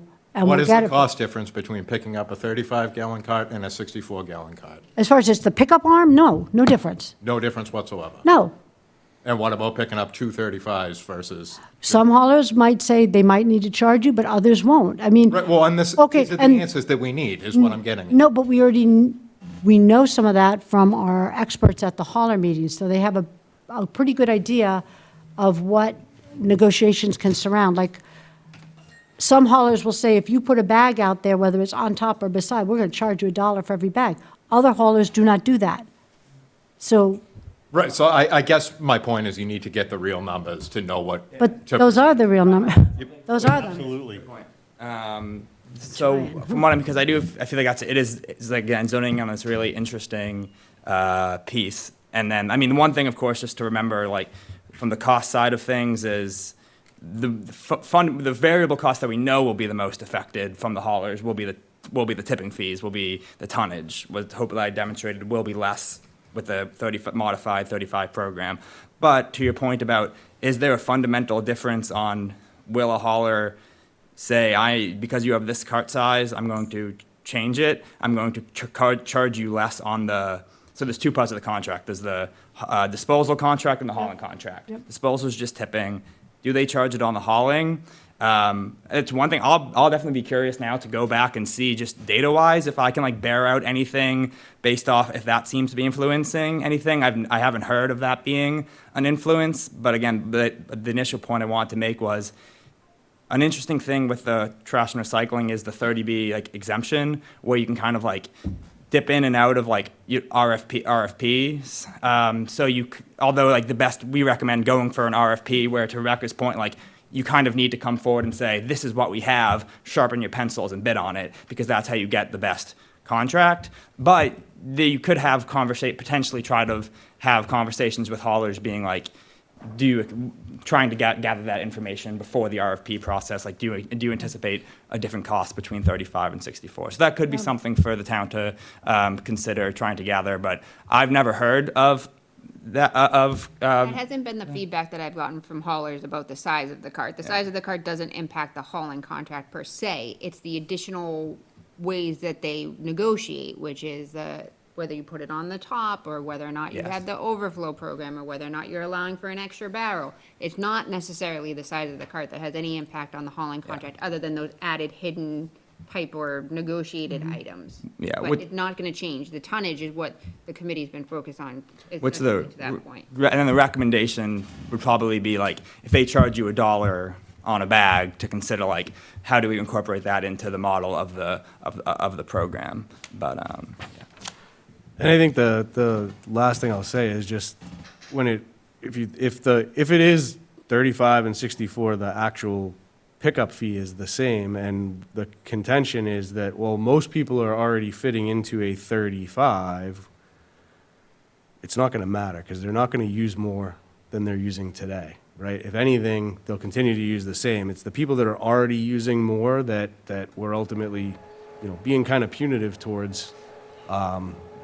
In terms of, I understand we need to get them to reduce, and we absolutely should get them to reduce their waste and put other programs in place that can support doing just that. And I'm all for that 100%. As a matter of fact, if we as a board were to say any savings that we have from going to 35 was going to go into sustainability efforts, I'd probably be all over that. But that's not what we're saying. But we're not. And so I think we need to just really give this a lot of thought. I think the biggest sustainability is just us being able to maintain it, but. Right. And Jason, if I just could follow back up on, on the water rates, I don't know how closely you track yours. I did when my children were at home because my water bill was fairly significant. Yeah, so I was definitely not in the conservation block, okay? So I was paying the higher rate. And this is kind of why I pulled water in this transition. In my mind, this is somewhat similar to it. There's an amount of waste management, trash that we have to get rid of, that we can't recycle, that we can't put anywhere else, that we have to put in the trash. Okay. And then there's other programs that can take some of this other stuff we're throwing out and divert it.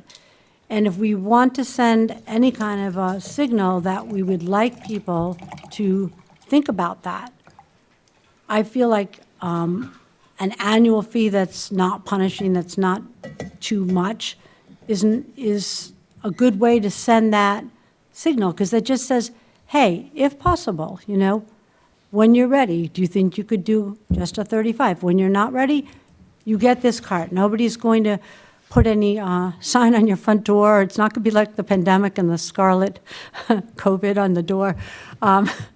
This town got pretty crazy during that. It won't be like that. We're all in this together, and we're just trying to find ways to do things a little differently than we've been doing the past 5 years. Because the past 5 years, we've seen the trash, cost of recycling trash become a crushing 19% of what I consider to be our budget that we have some flexibility in. Most of our budget is fixed by the school budgets.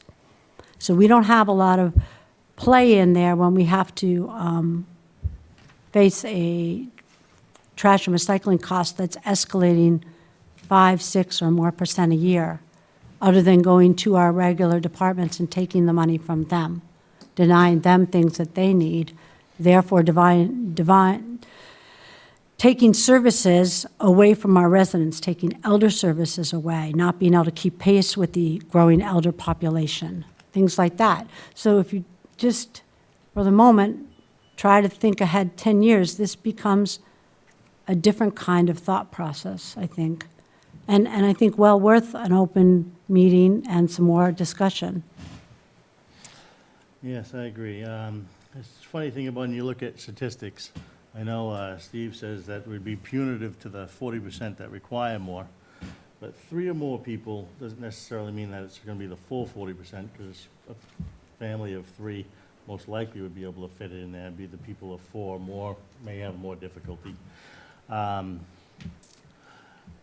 So do we cater to the 40? Do we cater to the 60? Do we put it to the vote of the people? I know Bless you. Mr. Hodges made a good point, even though he's the majority of people that would fall inside the 60, he probably would vote the other way because he's thinking of his children. I think when you look at the big picture from the information that was presented at this meeting, and I think Steve alluded to it a little bit, we have very similar tonnage to Topsfield in terms of what we have, or what we're disposing of. So will reducing the barrel size reduce the amount of tonnage now that you're looking at a smaller group of people that will actually not be using a 35, that would require 2 barrels? And I think that, you know, I still go back to what Brian, I don't remember Brian's last name. Walsh. No, the Lynch. gentleman that came in, Brian Lynch. Lynch, yeah, when he came in and said it's a big change because Groveland had unlimited trash. Yeah. And then it was 2 barrels, but it was never really enforced. And so it is a big change. Is it necessary? Well, if we're turning the same numbers as Topsail, maybe not. So those are all things that we have to consider when we think about it. Myself, I've always been for the 35 gallons because of the 60% of people that are aging, that are going to have less of a problem getting those barrels down to the sidewalks, which I think we had also discussed making them still available to some of those people, which is another thing that we have to consider, especially since the town already voted to go for the 96 barrel recycling. I think it's also very important to have the public come in, and I think we need to make that vote, but I think we need to pick a date for that meeting before we do the vote. And also for that meeting, does the select board want to choose the proposals that they want people, I mean, since the I think select we board can has, discuss it in the next meeting. next meeting we'll discuss it. Make more of a decisive decision. Decisive decision. Yes, One note on the Topsfield? yes. Yeah, just to, the data for Topsfield is, I think the more helpful, when we're talking about the cart sizes, is, so Topsfield didn't necessarily behave like a 35, because they're a manual pickup, they didn't necessarily behave like a 35-gallon cart community. They, like I said, they were closer to like a 64-gallon cart size. But I don't think that's actually that helpful. But But you're trying to Well, help. it's all relative to what a 64 car community has per household for tonnage. And Yeah. is that close to what Topsfield has? Well, then that puts us close to 64, which is what I think you had stated in the previous. yeah, like what will be the? I think it will be that. I mean, I agree. I think it will be. It's hard to estimate like what will be the exact impact Right. of a program, but I do think it would be safe to say that there would be a reduction between 64 carts versus the modified programs. I don't think it'd be a stretch to say that Groveland would see a reduction between those two programs. But you guys are asking all the right questions. It's awesome. I wish every town asked all of these questions, having these conversations, because typically it's just like, oh, we're scrambled. Let's just do the quick thing. And so so I commend all the discussion. Yes, and I think another thing that we'll put on a future agenda is what we're going to do in terms of setting the trash contract, how it's actually going to be done, and what's going to be most beneficial for the town. Because there is the 30B, and that puts us in a much better bargaining position versus setting something rigid that some won't be able to even bid on, and then some would. And I think we miss out on opportunities for better services for the town at a reduced cost. Having somebody actively negotiating with the multiple service providers, because not all service providers can provide the same service, and that makes a big difference. And I think that's why they enacted that rule to begin with. Also, I think we need that date. September 1st is our first meeting, however, that's Nice. Labor Day, so it Yeah. will be September 2nd. That's coming off Labor Day weekend. That's tough. So our next meeting is August 18th, That's what I'm thinking. and then the following meeting would be September 2nd, and then the following meeting after that would be September 15th. Seems reasonable, September 15th, yeah. All right, so we have a motion, we have a second, we've discussed it quite a bit. So, I'll make a move for the vote. All in favor of setting that meeting? Unanimous, great. So that's on the 15th, yes? 15th, Okay. so we're gonna do everything we can. I do recommend getting it into the paper, and we'll spam it across there. And see where it all goes, and I'm sure we'll be discussing it every meeting until that point. I think you're right. Yes, and anybody from the public is welcome to come in, because I'm more than happy to let them speak. But for now, we're gonna move on to Main Street parking discussion. Oh, goody.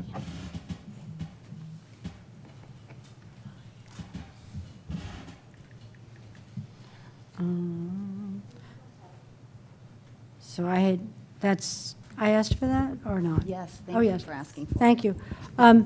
So my only concern, and maybe you have to do it by the streets, is I noticed like some of the residents before the soccer field, they put the snow stakes up so people can't park on the grass median in their sidewalk. But when you get to the fence for the soccer field, that's where it becomes a real, I think it's dangerous. I mean, I saw a woman coming from Gardner Street using a walker who had to negotiate her way around those cars that were more than halfway up the sidewalk. And I'm wondering if, because some of the plates were out of state, if it was somebody using our field, not our hometown, that maybe we need some signage that says, this is the parking lot for the soccer field, this is not. Something as simple as that. The sidewalk is. Because you do have residents that have guests that will be parking on the street. Sure.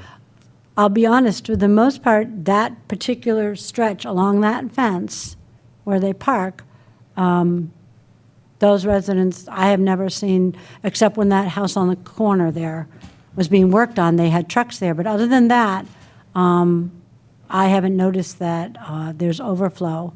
And wouldn't the overflow be able to go into the empty spots in the parking lot if they needed to? If they chose to, yeah. So one Yeah. of the things I heard from a number of residents was that they didn't realize it was open yet. Okay. So I had suggested to Rebecca that maybe we just put a sign temporarily saying that the parking lot is open before we put no parking signs up, because a lot of people seemed confused that maybe it wasn't open yet. I'm wondering if that would help mitigate it, or if we have to go, no parking on that section of the road. I think there's really a couple different things. One, they should have signage for the parking. I agree. Two, I think we just need to enforce the fact that there's no parking on the sidewalk, Yes. because I think that's important. And I think also it needs to be enforced, there's no parking a certain distance from that stop sign, from the intersection, because there's no stop sign there, even though occasionally there's a stop. But, yeah, and I think if we enforce that, I think that will mitigate some of the issues. The other thing that was brought up at one of our previous meetings was to remove that gate. You remove the gate, they're not gonna be parking there because they have no access to the field. The only access to the field is gonna be through the parking lot. And that'll just push majority of the people. And then when people, like the residents, have people over, they can still park on the street, which is fine. Yeah. Because there is parking on that street. But no parking on the sidewalk and stay away from the intersection. And I think that would solve a lot of the problems. I think it would. I mean, I guess I just thought about, we spent a lot of taxpayer dollars to make a really nice parking lot, and we also seeded all the grass median, and you keep saying don't park on the sidewalk, but I guess from the point of view of the highway superintendent, does he want people pulling their cars up on that curb onto the grass median? No. Okay, well, if we don't want it, why don't we just say no? To me, we have this large parking lot that's empty, and the cars were all parked on the They don't want grass them to pull median. up on the curb. They can park next to the curb, but they don't want them to pull up on the curb. Right. That's technically the sidewalk. So if you want parking, like, prior to that intersection, would you want to put a parking space there? I mean, I'm just saying, give some direction so that it's not so crazy. I think unless it's enforced, people are always gonna pull up, because they're trying to get out of the street, which is understandable. They don't want their car to get hit. Well, yes, Jason, but then people that are walking, myself included, no, I on agree. a woman with the walker, we're in the road, okay? That's why it has to So be we'll get enforced. hit. And once it's enforced, then people are gonna have the idea, hey, I can't do that. I got a ticket. Right. And I think it's already not legal to park on a sidewalk, right? And you do have the correspondence from the chief in your packets that says that they will be more vigilant about patrolling that area and ensuring that they are not parking on the sidewalk. But I think, like, to the point that's already been made, we have looked into the temporary sign, we're getting pricing for that. We have ordered the official sign, it's just not in yet to put up. We did talk about closing off the gate, that was something that was discussed previously that we had considered, and is not a lot of money for the town to proceed with. And then we talked about also putting like a loading or drop-off zone, so that, like, one of the things Yeah. is that the people wanted to pull up and they wanted to, like a soccer coach has all their stuff and they don't want to go to the far field that way, there's still an opportunity for them to park on the side for X amount of minutes, unload all of their stuff, and then drive off too. So we talked about doing a loading zone a little bit closer up, so it's designated, there's proper signage, and then just, again, putting up signage that says no parking on the sidewalk to reiterate the point. And then communicating such with the soccer league so that they're fully aware.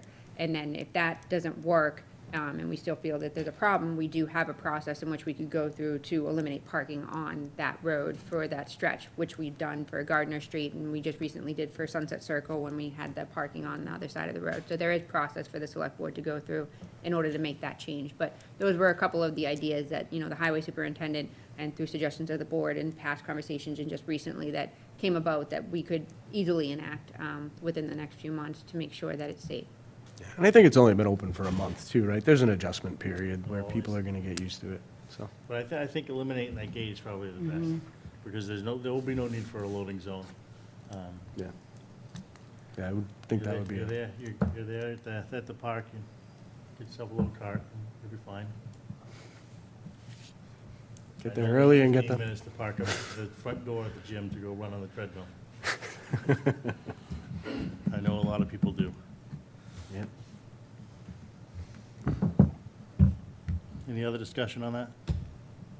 Just a quick comment on that. Sure, go ahead, Ed. I mean, I'll reiterate what I had said before. For 30-plus years, there's never been a problem there. It wasn't a problem when it was two lanes, two-way traffic on the street. Now it's only one. Very seldom do you see anybody parked on the sidewalk. They're parked on the grassed area. And if you remember, at a meeting, somebody from the soccer league, somebody who was running it, requested that we not close off that gate on the side, that they felt it was better leaving the gate usable. I don't remember why they said that, but and I think you're putting a Band-Aid on something that there's no problem. And which brings me to the point about the parking lot. I'd like the highway superintendent to take a look at that parking lot. That's not the design that I remember that came before the selectmen originally. And the 3 days after the rainstorm that we had, I think it was on Thursday night, 3 days after we had the rainstorm, there was still a puddle in the parking lot. So that's not draining properly for some reason. I don't know who designed that out, but that needs to be looked at.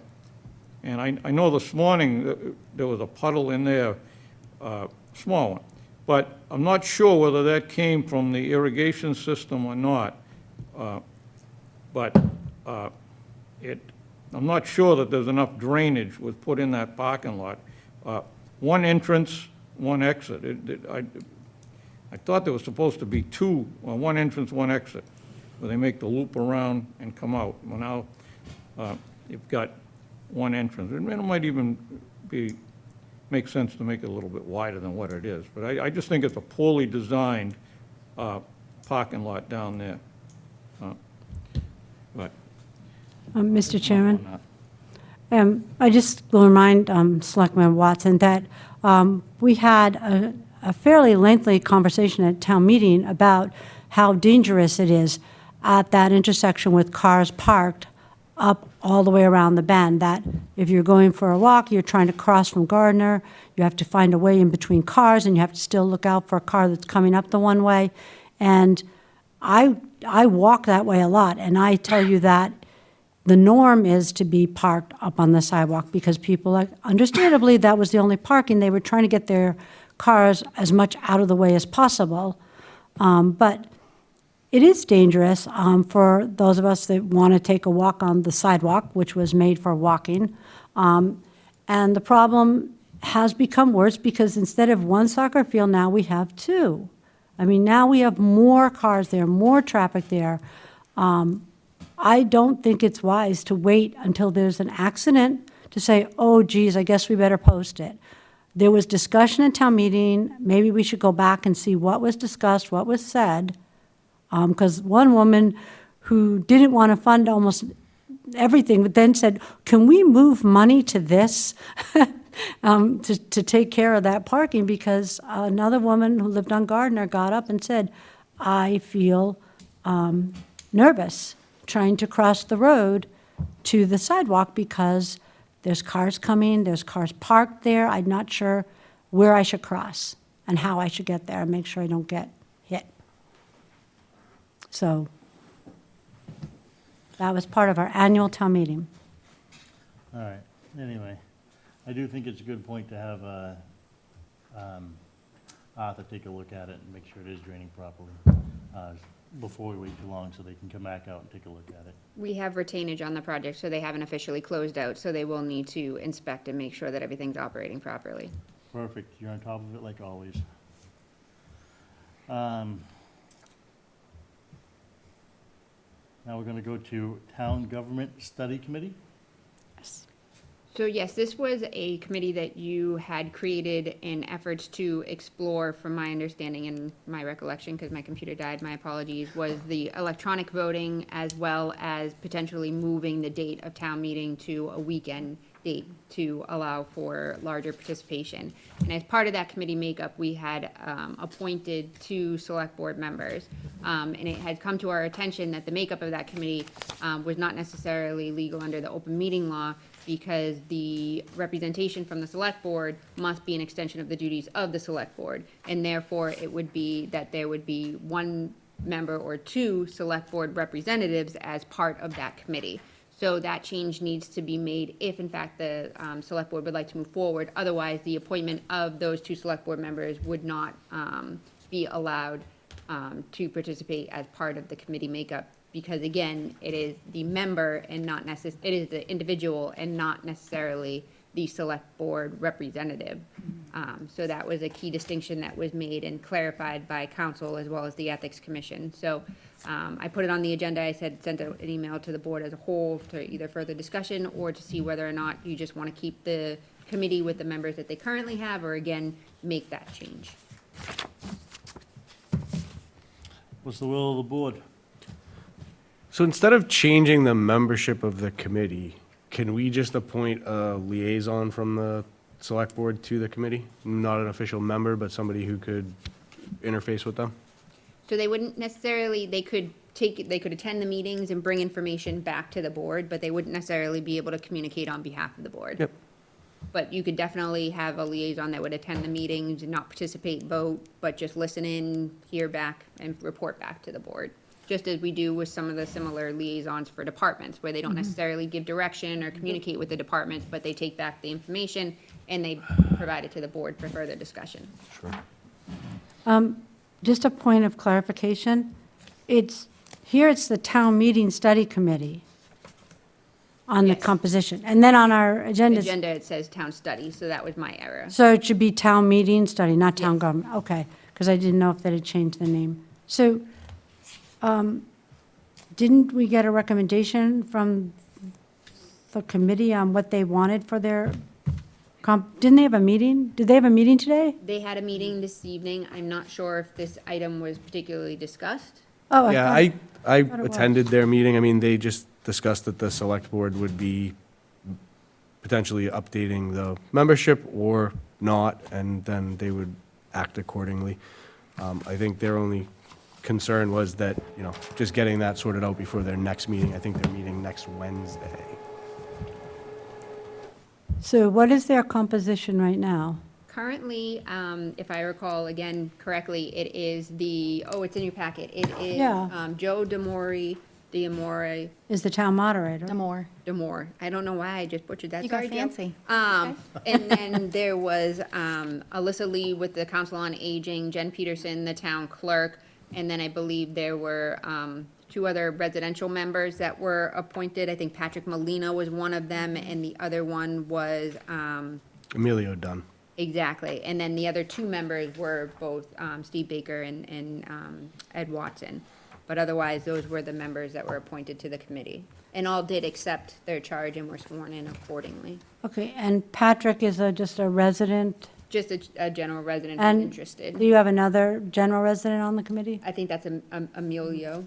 Emilio, okay. So you basically have moderator, council on aging representative, town clerk representative, and select board representative, and two at large, if that's what you want to do, right? If you wanted to make it, we just need to clarify that it's a select board representative and declare who that is. Well- So there'd be an appointment to create the committee with a select board representative, and then there'd be a motion to appoint one member to that role. Right, because I would think if the town clerk for some reason couldn't do this committee, they would still want somebody from the town clerk's office, because it's the town meeting, right? And it would make sense to have a representative from the Council on Aging, because you want to make sure whatever technology we bring into this meeting, they feel it's fair and usable, right? And the moderator runs the town meeting, so you would think you'd want the moderator involved if you're changing how you run your town meeting or the day of it. So I would think I guess you could wait for the committee to meet again. I don't know if they can meet legally or not now. So then that would just be a clarification. I think that you're hitting all of the right points, is that it doesn't necessarily follow the individual, it follows the actual, What they represent. exactly, the committees or departments in representation. But we just need to clarify that because that's not how the committee was formed. So we'd need a motion basically to define those individual positions. So would that be okay to do tonight without the committee here? Are they all right with this, do you think? Yeah, I think they're fine with it. So ultimately, if we did nothing, the two appointments would be null and void, and the Correct. committee would just work. For the select board members, the other members were, there was no If they're good, conflict. they could just continue on, and they can meet, and they can do whatever. Well, except I feel like that where they come from, the other, the Alyssa Lee and Jen, I think it's important to have the town clerk's office represented and the Council on Aging represented. So when you clarify whether or not you want to add a select board representative, you can just clarify that Yeah, there'd we be just- there'd be a representative from the town clerk's office and a representative from the Right. Council on Aging. Yeah, I see. So that I if, understand. Alyssa was unable to attend and she wanted to designate that duty over to Nisha, then Nisha would be representing the Correct. Council on Aging, because it's the Council on Aging that has a representative part of the. Exactly. Like we did that with the Board of Health on the TRC. One member of the Board of Health stepped down, another member stepped up. The only potential issue, so depending upon how we do it, we would either, I think, to keep them so right now, it's 5 members and 2 select board members that we're discussing, so that gives them 7. If we 7. change it, we just have to make sure that we either keep them at 5 or go to 7. We don't want them to be stuck at 6, because that could make voting I difficult. mean, you could have it at 6, and sometimes the chair won't vote except to break a tie. I mean, there's different ways around that. Do you feel like that, I don't think that that should be because Discretion of the board. since people already joined, I wouldn't want to take away the residents that joined. Yeah, right. You know? Well, that's what I mean. So we should Yeah. just either keep it, either formalize it and keep 2 select board members on it, or not, if you ask me. Usually with the select board, I think that when you do sit in a position on another committee as an extension of your duties, it's typically one member of the board. It's not multiple members. I agree, and I don't necessarily Yeah. think we need a liaison, because Joe Demore is in Town here. moderator. So he's more than capable of relaying the information. So do we want to put a select board member as a member of the committee, or do we want to leave the committee at 5? I'd say leave the committee at 5. Yeah, I'm on board with that. Is everybody, Ed wants to speak? Jason? Yes, Ed? Go ahead. Yeah, that, leaving it at 5 makes sense. You need an odd number Okay. in case of a tie vote. Well, that seems to make sense. So do we need to unvote anything, or can we just vote? I mean, do we have to rescind a vote? I would say that it would be for clarification purposes to just define the committee with their defined representatives would be sufficient enough to close this item out and to officially close it out for the town clerk as well. Okay, so I'll make a motion that we create a committee known as the Town Meeting Study Committee, composed of a representative from the town moderator, a representative from the Council on Aging, a representative from the town clerk office, and 2 residents. I'll second that. Any further discussion? None? All in favor? Unanimous. Thank you. Groveland IT Strategic Roadmap. So, as you can all see in your packet, the company that we had been working with, CBIZ, had provided some slides in regards to some of the initiatives that we had looked closely at. This was part of a grant that we received from the Community Compact. So we had originally worked with the Collins Center to get a better understanding of where we fell in line with our IT. As you all recall, our former finance director had an IT background, so she was really in charge of navigating all of that. And so when I took over in my role, not having an IT background, we tried to kind of formalize and understand exactly what infrastructure we had, what we had for maintenance and services, and how we could better improve and or also better secure our data, our network, and better educate our users to make sure that we're up to date in terms of all the phishing scams and things of that nature. So as part of that, they identified getting a more in-depth inventory of our current infrastructure and also identifying additional needs that we have, such as multi-factor identification and a business community and disaster recovery planning document together. So CBIZ was CBIZ, you might recognize the name actually, they're our auditors, but they, as part of their auditing function, always have a list of our assets. So they were a great company to work with to define all of the assets that we could come up with. So when we switched over to having BSS take on more of a service type of operation instead of just to deal with anything that was reactive if the server went down or if there was an issue with our online Exchange server, because we had an on-premise server at that point in time, they would come in. So when I came on, we changed that, and then we did a life cycle management plan with them for all of our computers, our desktops, and things of that nature. We own all of our servers, Sonic servers, our firewalls, and our switches, and all of our other equipment. And so essentially what they're in charge of is that if something happens with the server, it's an hourly charge that they come in and they fix our server, or they help us with our server. But if it's something correlated with the actual desktop computers themselves, they're responsible for that as part of our life cycle management. And so they're responsible for anything that happens with those computers during that particular life cycle.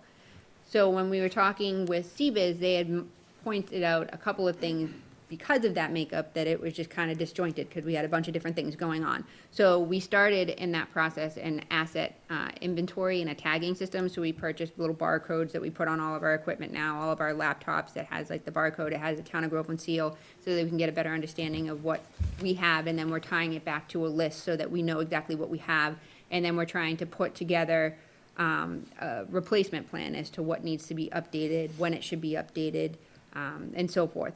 So as part of the key IT projects that they had identified as part of this study was to continue the IT asset tagging, to continue what we have been doing with our multi-factor authentication. We currently have Microsoft Office, so going through that process of making sure that everyone has that set up on their computers is something we're already working on. There is a larger part of that, which comes into the monetary aspect of things to take it a step further. So there's something that we need to take into consideration for protecting our security of our network and our emails and things of that nature. Then there's a recommendation for a formation of an IT steering committee. Obviously here in town, we do not have an IT specific position. Like we said, we have our, our contract with BSS, who does the lifecycle management and then on-call services for those particular other items. Then we also talked about taking a closer look at our asset lifecycle planning, like we said, when items need to be replaced, how they should be replaced, cybersecurity training, taking that a step further, and then putting together IT policies and procedures. When we did our personnel policy, we had some of those IT procedures in there about, social media, whether or not it's using your phone for business-related reasons, things of that nature, but there's more IT-related policies that we need to be putting in place. And then again, they mentioned the business continuity and disaster recovery planning. So as you'll see in the document, they list out a schedule to roll over for the next 12 to 18 months. So it includes a little bit of flexibility in terms of funding, because obviously we do not have the money up front to proceed. There is money that we can find through the Community Compact Grant that will help facilitate some of these initiatives. At the same time, they did do some of the inventory like we had discussed, and they put together a hardware replacement estimate, which is looking at about $50,000, and then a desktop replacement estimate for about $45,000. There is a little bit of a estimate there because of the fact that we are still not clear exactly all of the infrastructure that we have. We had to coordinate again with just looking at what we have on the ground and then work with BSS to get a better understanding of what we have. That includes looking at the public safety building as well. So it's not just this building. And then they also had made recommendations about our cybersecurity enhancements and doing things that needs to strengthen our defense against cybersecurity threats. And then again, goes back to the IT steering committee to really focus on trying to get a group of individuals together with the expertise to help guide this effort, so that we can be better informed about the decisions that we're making. It was noted that we had been doing a lot more in terms of trying to centralize our IT-related needs, trying to bring all of our budgets together so that we're maximizing our monies efficiently. So they did definitely applaud our efforts along that line, but there is still much more that we need to do. And so I'm hoping that we can continue to work with consultants and to formulate that IT steering committee so that we can then start to initiate some of these next steps. Now it's a little all over the place because again, all of my stuff's on my computer and I'm just going through like little tidbits of my notes. Sorry about that.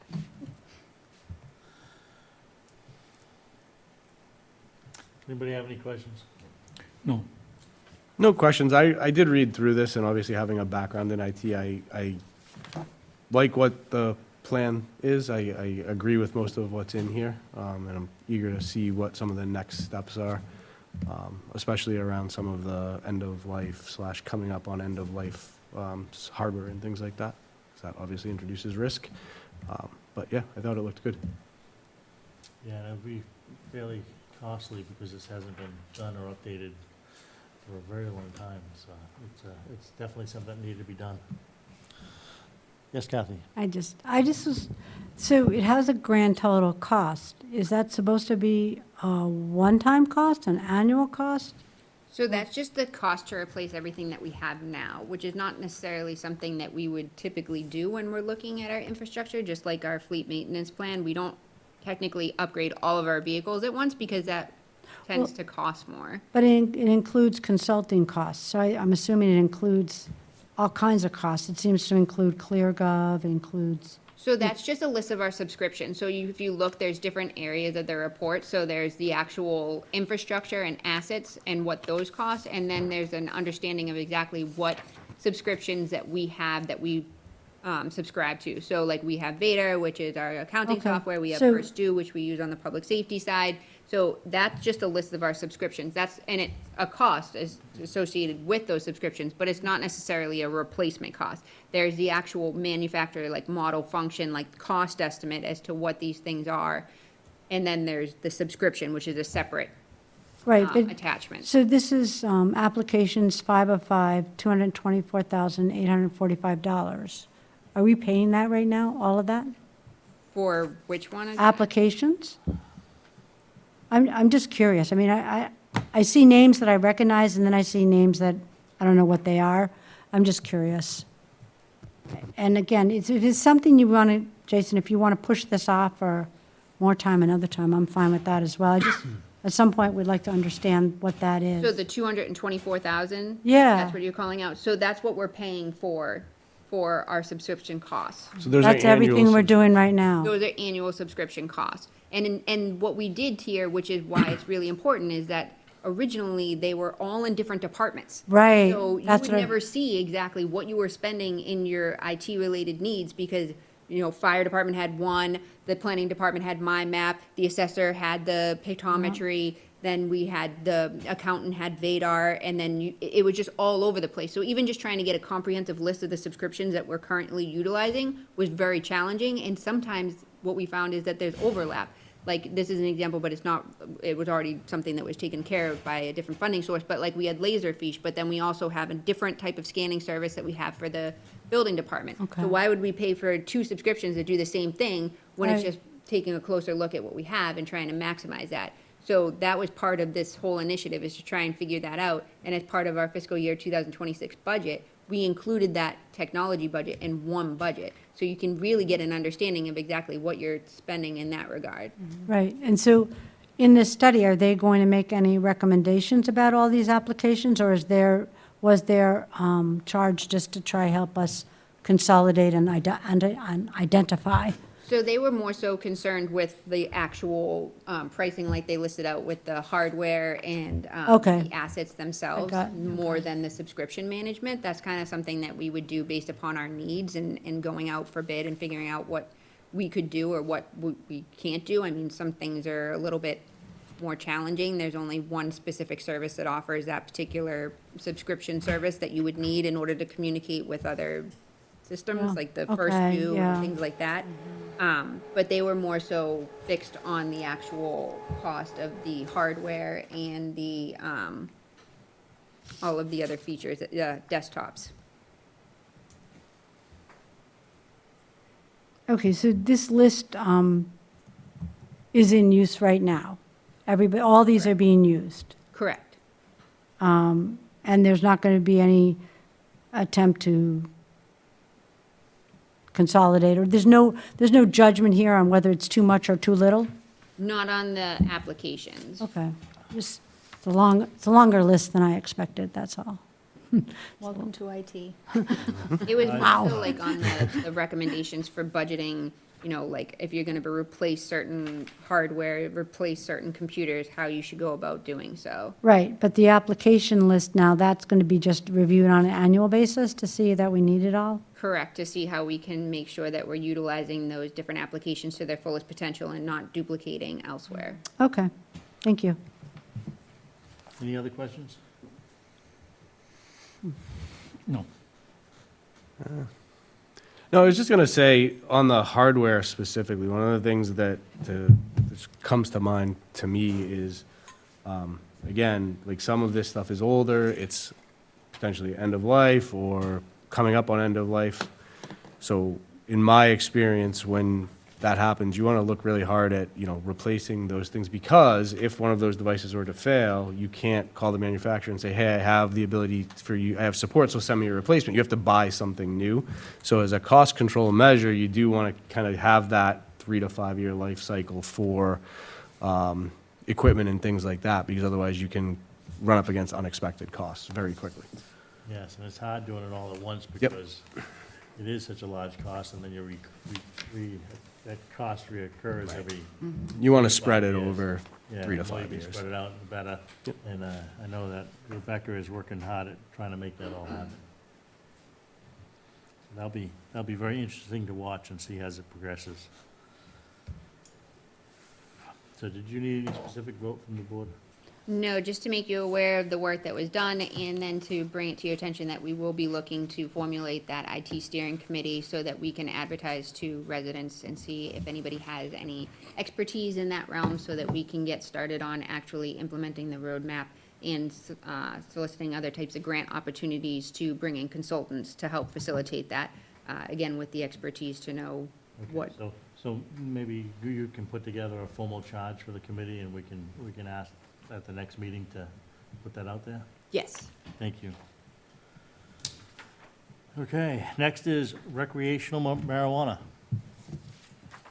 So that was something that the board had requested that we add to the agenda. So I just wanted to provide the board with some of the work that had been done previously. So working with the Economic Development Committee, we had been exploring ways to generate revenue and establish some economic development here in town. So we had talked a lot about recreational marijuana and whether or not that was something that we would want to pursue. They did talk at length about it, and a lot of the conversation stemmed about the cultivation, manufacturing, and processing, and not necessarily the retail sale or distribution of recreational marijuana, which the committee felt as though would be something that would be a little bit more palatable for the community, since there's a lot of concern about retail, recreational marijuana establishments that people have. So they had put together a draft zoning bylaw with accompanying red line changes, which I believe you have in your packet. That was brought forward to the planning board at their meeting last year prior to the town meeting. It was something that the planning board was interested in pursuing and hearing a little bit more of, but the issue is that we had so many different zoning and general bylaw changes that they decided to hold on this year's. But we did have a draft bylaw. We did get consensus from the board that they did want to, again, focus on the cultivation, manufacturing, and processing.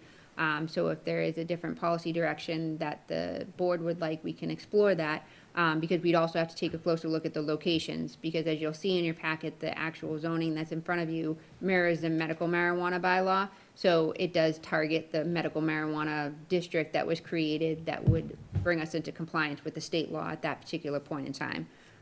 So that was something that was requested by the board to be brought back forward as an agenda item.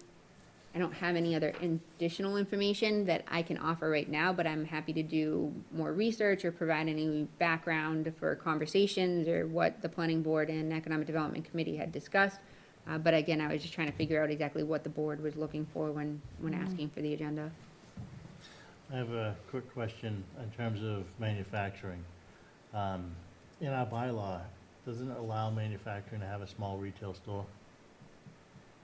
It doesn't allow for recreational marijuana at all. No, but in terms of manufacturing, because you had mentioned that it would be manufacturing, cultivating. In our current bylaw for a manufacturer, they're allowed to distribute, for one, they have to, because they have to remove the product. But I believe it also states that they can have a small retail outlet.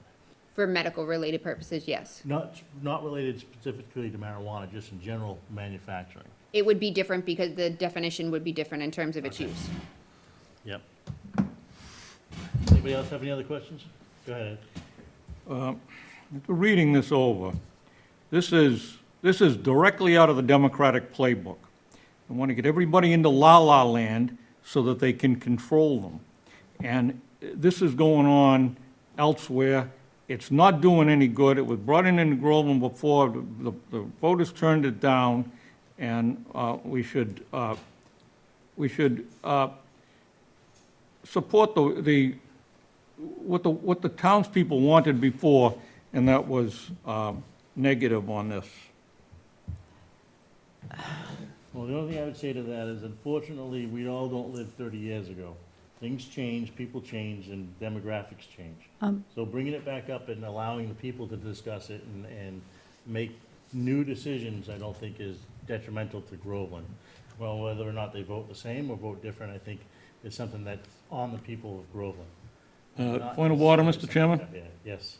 Just to correct something, you said it wasn't done 30 years ago. It was No. done probably Oh, no, within the I last agree. 5 or 6 years. Yeah, he's right. So that was what I was going to ask for, because in my, trying to remember, I know that there was a ballot vote. I believe that was a positive vote. But then I recall, I think it was when we had a finance director, Denise might have been here, we had to vote something at town meeting rather quickly, or, I don't know, we were going to get overrun with marijuana or something, I don't know. But there was definitely a town meeting vote, and I'm not sure if we did anything after that. So this would have been within, 2018 is when you took the original vote as the state ballot question, and then in Right. 2019 was the follow-up to that, where you prohibited it through a ballot vote and a town meeting bylaw. okay. Oh, so that wasn't like a temporary, I thought that was like a temporary thing. So that was So permanent. you did put something temporarily in place in 2019, and then prohibited it in 2019 again, because you had a special town meeting that year. So you had a special town meeting in October, and then you had the annual town meeting in Okay, so I might have April. missed the October. So you had that special town meeting, which is the temporary, and the actual prohibition was in, not the temporary prohibition, the prohibition was in April 2019.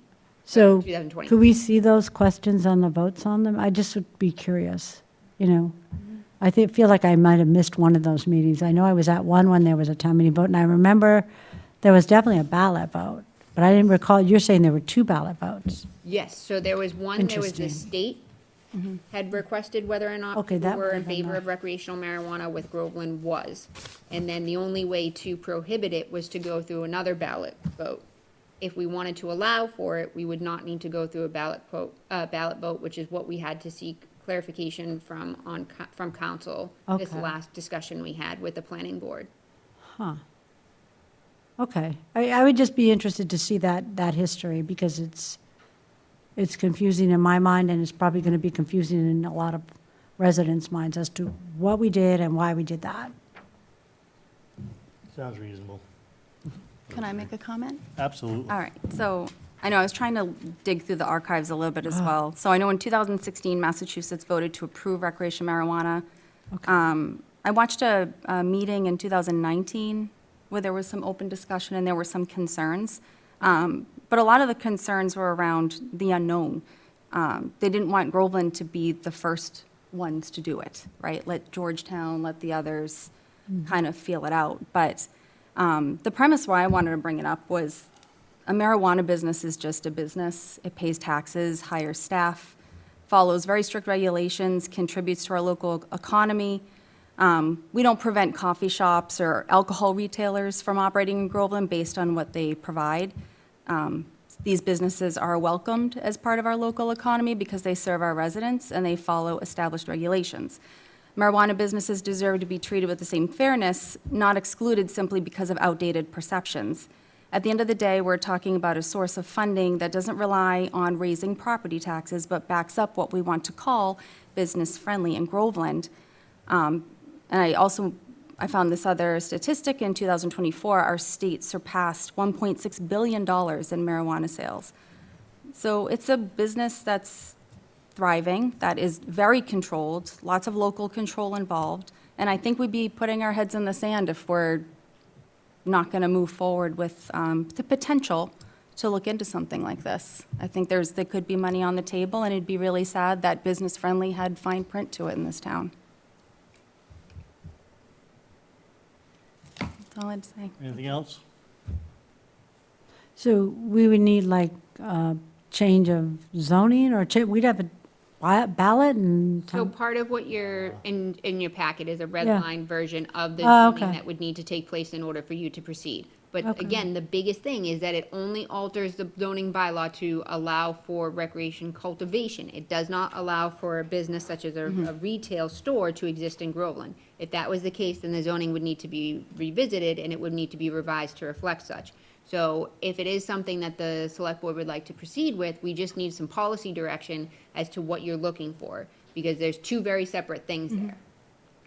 I have no idea. I mean, we need probably a lot of land to cultivate it. I don't know. I mean, No, I don't think so. I don't think the Georgetown, the plant there, they cultivate, they don't have a lot, and they supply a lot of other, they grow their stuff Places. there, that one on the, off the highway? oh, yeah. Oh, okay. I didn't Amesbury realize. has one Grow, they, too. So is the area saturated now? I mean, has anybody approached the town with the desire to do this? We have had some inquiries in regards to whether or not we allow for recreational marijuana, which we firmly inform them that unfortunately the zoning bylaw does not allow for anything other than medical. And we don't have any medical facilities? We do not. Okay. I think ultimately Becky made just a good point. It's just business related. And if we want to put on the image of being business friendly and try to attract businesses, then it's something we should consider, at least having a proper bylaw. Whether or not somebody's actually going to come in is another story, because it is relatively saturated. 'Cause I can't even think how many places Havel has. But I know that they've got tons.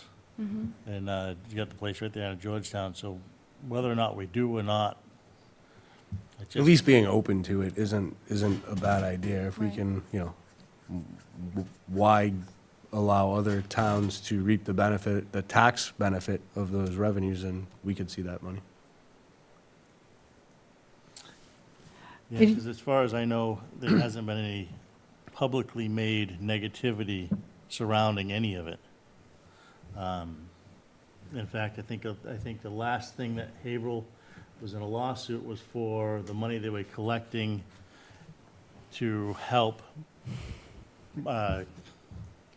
So there were agreements prior to pilot agreements, or not pilot agreements, but agreements that they were making prior to allowing them to come into the communities where communities could potentially benefit as the impacts of those establishments in the Yes. community.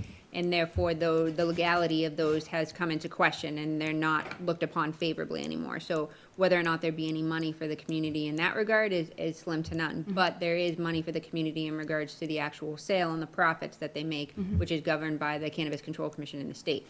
So there is some monies in addition to the property taxes that the community would be able to benefit from allowing an institution of that nature. I think I saw something about 3% of their cannabis sales would Something go. of that Yes, nature. I would forget go the exact back to the town. So I just think, like I said, I mean, it's not, people aren't banging on the door trying to get into Groveland, but if we just want to try to be business friendly, it's just another business at the end of the day. And then as part of the zoning, you would be able to dedicate the area in which you would allow for such establishments as well. So that again goes back to the conversation about zoning and what that would look like. Why is the recreational sale allowed to be prohibited and the medical sale can't be prohibited? Why? I mean, the state allows the sale of marijuana, right? So why are there different rules for the uses of it? Is That there, I'd need to dig into, but it is something that's mandated by the state. And the state specifically said that we could not prohibit medical marijuana from being allowed in our communities. And that is something that everyone has abided by. It's just the recreational that changes community by community. the So- state just wanted to allow the communities to have a little bit of control over it. right? But I can do more research in So regards to specific. it's not really like a Democratic Republican thing, because we have a Democratic governor, right? So it's kind of a community thing, right? It's based on what the community wants. do you put another question out there, another ballot question out there, and find out what the community wants? Because I don't really know what they want on this topic. It'd be nice to see 2 different bylaws. I think that would be the way to go and just kind of walk through that, understand it, and then probably have some discussions around what it might look like. And then we can reach out to the public and do the same thing and see if we can get a general census. Are there any type of resources available to us in terms of, having someone come in to discuss it with us or anything like that? I can take a closer look. I know that, again, the Economic Development Committee, and specifically their member Angus Jennings, had been the one who drafted the zoning that you see before you, and he has kind of been spearheading the conversation just at the direction of the Economic Development Committee and their discussions. But I'm sure that there's other areas of expertise and consultants that we can tap into to get some more information. Might just be good to know for future conversations. Absolutely. Just not on September 15th. I know.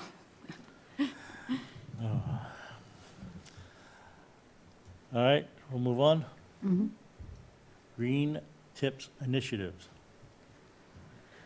We're running out of ideas now. So I went through the fact that you can take all of your plastic mailing envelopes, your Ziploc bags, your Market Basket bags, anything that stretches, and you can bring it to Market Basket. You don't have to put it in your trash. So if you use Market Basket, they have a receptacle that I think people thought was only for their bags. It's that T-Rex thing. So you can do that. And that is helpful because it gets more things out of the trash than you realize when you think about the plastic wrapping on paper towels and toilet paper. We don't have a receptacle in town now, but it certainly would be something that you could start in your home with a bag in a back hallway and then just, drop it off when you go by there. Other thoughts would be when you have extra cardboard, you can cut it up and put it beside your trash bin. I don't know if people know that. If your cart's all full, you don't have to throw the cardboard in your trash. You can, if you put it to the right size cuts, as long as it's not too large, you can stack it and they will pick it up still. Greasy pizza boxes are okay to put in recycling unless you've really destroyed it. Destroyed it, and most people don't. That little stain inside the box is okay in recycling. And we're looking to add more things to recycling, but one of the biggest things you could probably do in your home, and if you have children, is to start using reusable plastic containers instead of plastic Ziploc bags for food and for lunches, to invest in some containers that you can use to take your lunch with you. Students can take their lunch that way. You wash it out and use it again. And once again, not only are you helping out with diverting things from trash by not using something like a plastic Ziploc bag, you're also going to save yourself some money, because the cost of all these things with the tariffs and all, it's going to go up, not going down. So reusable containers, that's my new tip. Bring back the original lunch boxes. I love my lunchbox. My Transformers lunchbox. Relive your childhood. The other thing I'd like to do in terms of a green tip initiative is think about when you make a purchase, and make a purchase that doesn't have all the packaging that is hard to get rid of. That'll put some pressure on the manufacturers to rethink about how they package things.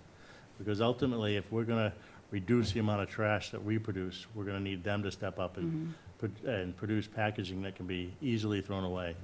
I know recently I purchased a large barbecue, and there was no styrofoam in it, just corrugated cardboard to help protect it, which really makes a big difference. It makes it a lot easier to dispose of.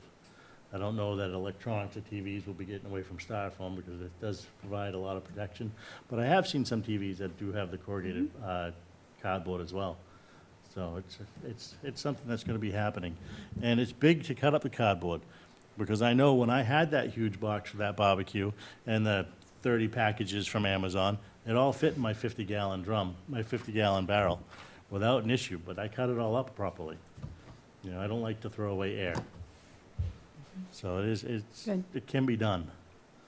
Yep. Any other green tip initiatives?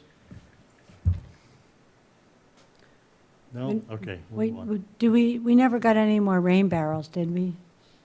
That's something I would love to see us do again. Get that, So that was part of a grant initiative that we worked with, the Water and Sewer Department. So they put forward a slight portion of monies to match the grant funding that we had received. So we would need to try and find some additional grant funding in order to proceed with that as well. because I was just thinking, like, with the restrictions on well one, you know, it was nice because I had the rain barrel, and believe it or not, even despite the fact we haven't had a ton, it fills up because it's positioned under a piece of roof. Right. And can use that, you know, for watering, conserve on the water when our wells are down. That was certainly well-received from the public as well. It was, so we can definitely explore that again. Great. All right, moving on to the 175th Celebration Parade and Grand Marshal. So you'll see in your packet, you have a memo from the executive coordinator. She's been spearheading this effort on the select board's behalf. So she gives a couple of updates in regards to where they are in the planning process. The parade will kick off at 9 a.m. on September 6th. It will be starting at Merritt Avenue, and it will be ending at the Pines. And Groveland Day festivities will begin at 10 a.m. Float signs are up and steadily coming in. So far, they only have 11 float registered and expect more in the coming weeks. The Groveland Municipal Light Department had put the celebratory banners up in Elm Park. I'm sure a few of you have seen that with the sponsorship plaques underneath. And then a comprehensive detour map has been developed in coordination with the police, fire, and highway department to help ensure that there's smooth flow of traffic and prioritize public safety. So at the same token, they are also looking to provide or to have a grand marshal at the parade, and it has been talked about at naming Tracy Guilford as that grand marshal. And so we wanted to have the select board make an official vote. In addition to that, the committee has talked at length about dedicating a key to the town to Tracy at an event to be held on August 12th at 5 p.m. at the Public Safety Building with the fire department and others present, as he has been serving for the Groveland Fire Department for 41 years and capturing many photos throughout his time here in Groveland. So again, we're looking specifically for the board to make a vote to name Tracy Guilford as the Grand Marshal for the 175th Celebration Parade, and also grant him a key to the town in celebration of all of the things that he's done for the town throughout his time here. Make a motion to appoint Tracy Guilford to the Grand Marshal of the 175th Parade and to present him with a key to the town in recognition of all of his services and just his general, as a resident, he captured so many moments on film and shared them, I'm sure, with myself or my children, and I'm sure other people experienced the same thing from him. Very generous, very involved in the town.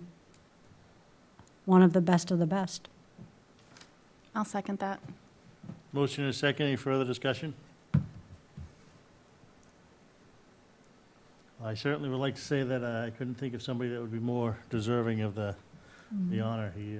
He's done a tremendous amount for the town, for the fire department, and the photographs that he shared over the years are absolutely outstanding.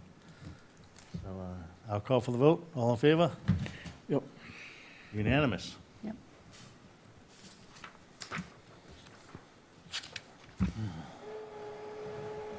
And with that, we're going to do appointments and resignations. So I'll make a motion that we accept the resignation of Susan D'Angelo from the Board of Registrars effective July 18th, 2025. I'll second it. Motion and a second. Any further discussion? With regret, she did a great job on the Board of Registrars and at election time. Yes, and she sent us a really nice laid-out letter, and it's got to be a hard decision to make. Definitely appreciate the service that she provided. So with that, the vote? Unanimous. Appointment of Joseph Rempula of School Street to Board of Registrars effective August 4th, 2025 through March 31st, 2028. I'll second it. Motion is second. Any further discussion? I'm going to abstain due to my involvement with the Groveland Democratic Town Committee. Okay. Understood. Any other discussion? No?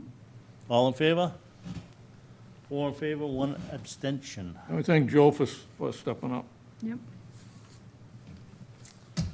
And for the Water and Sewer Commission, would like to appoint Joe Forte of Main Street to the Water and Sewer Commission effective August 4th, 2025 through May 4th, 2026. I'll second it. Motion and a second. Any further discussion? All in favor? Unanimous. And for the Recreation Committee, appointment of Steve Hamel of Main Street to the Recreation Committee effective August 4th, 2025 through June 30th, 2026. I'll second it. Motion is second. All in favor? Unanimous. We have no minutes to approve. Anybody have any old or unfinished business they'd like to bring up? No? Any other items reasonably and not reasonably anticipated? No? And that leaves town administrator time. Thank you, Mr. Chair. So a couple of updates. As you'll see, we did have our onboarding meeting with the North Shore Regional 911 Regional Dispatch Center. We also did a ceremonial signing. Missing from the photo you see in your packet is the select board chair. Wasn't able to join us, but we do have the police chief and the fire chief, and we are very excited to meet with the team and discuss when we will be fully integrated. We're looking at the December timeframe, so we're hoping for a smooth transition, and we'll continue to meet monthly with their team, if not more frequently. I also wanted to call attention to our regional co-response clinician, Robin Reed. She was recently recognized by the Department of Mental Health for her work. We have a co-response clinician that we share with Boxford, Georgetown, Newbury, and Rowley. Robin is an incredible asset, and having met her myself and worked alongside her, I can't speak more highly of her, so it was really great to see her get that award. And then I also wanted to just update the board that we are still moving forward with OpenGov for the digital budget book and reporting. So we'll be using that for the digital budget book for the upcoming budget year. We'll also be using it for our capital improvement plan that I hope to fully integrate. And then we'll be using it for our town report. So this is a little different than what we had in the past, which was ClearGov. And we're hoping that it will provide an additional way of sharing information with all of the boards, committees, and the public. It also connects into our accounting system, Vadar, which we're also really excited about because those two types of applications will communicate, and at midnight it will populate. So whatever we're doing during the day will update. So you'll be able to get your figures in real time. So if we're looking to budget to actuals, you'll be able to see that in real time. So again, that's really exciting for us. So stay tuned. So that should be coming shortly. And then I added a different topic to the memo, just because there's a lot of things going on, and I'm not necessarily giving you like detailed updates as to what we're working on, but we are still working on the municipal leases, performance evaluations, recycling cart rollout, the website improvements. We're looking to make those final by the end of the month. I know it's been a long time coming, but that also includes trying to get the newsletter back up. As you'll see, the town administrator newsletter has not gone out for both July and August, so hopefully we can get that back up and running. I have heard good feedback, so hopefully that wasn't just fluff. We are still looking at the field permit and special event permit fees and including the review of maintenance costs and cleanup fees. We're still looking at the Valley Screw building. We are applying for a grant for the EV charger for the police department for the electrical vehicle, so that's still in play. The 46 Washington Street underutilized properties grant, the zoning grant for 150 Center, the stormwater infrastructure asset management grant for human resources. We are still looking at the centralization of the employee files as they tend to be scattered. And we are still working with the Whittier Regional Vocational Technical School in regards to their regional agreement and their initiatives. And then we're also working with the Office of Fishing and Boating Access for fishing platforms in Johnson's Pond as well as the Pines. So all of those are, again, little things that we've been working on that have been things that I've touched upon in the last 2 weeks that we've been working on. So as you can see, there's a lot of different things happening at once. For field use, property use, and special event permits, none were issued in the last 2 weeks. Important upcoming dates, we have a planning board meeting tomorrow, the Water and Sewer Commission is meeting on the 7th, the Board of Health is meeting on the 11th, the Electric Light Commission's meeting on the 12th, and the Conservation Commission is meeting on the 13th. For grants, there's been no updates at this point in time. For procurement, we did assign a contract for the building department digitization, and that was funded through the BRIC grant that was received by the building commissioner.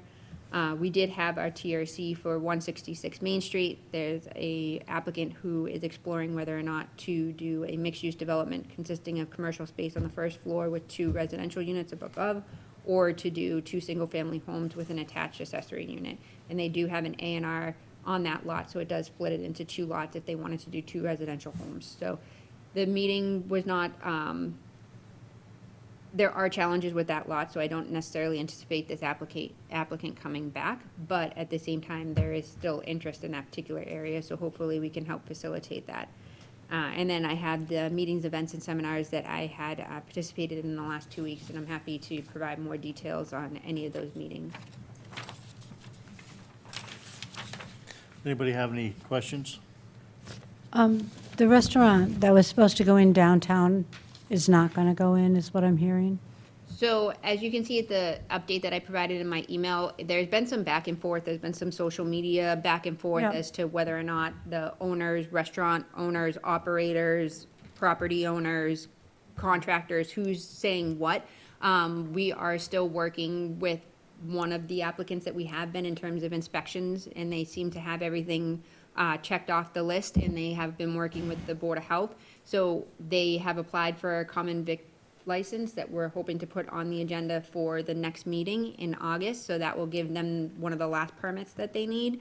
And then also at the next meeting, there will be a very brief executive session that we'll need to hold, as well as a settlement agreement with the property owner in terms of some of the legalities that we needed to work out with the property owner and taxes and things of that nature. That's also holding up the process. So hopefully that will be all taken care of at the next meeting. But again, we're getting a lot of misinformation as to whether or not they're opening, there's a breach of contract. It is not very clear to us exactly what's happening there.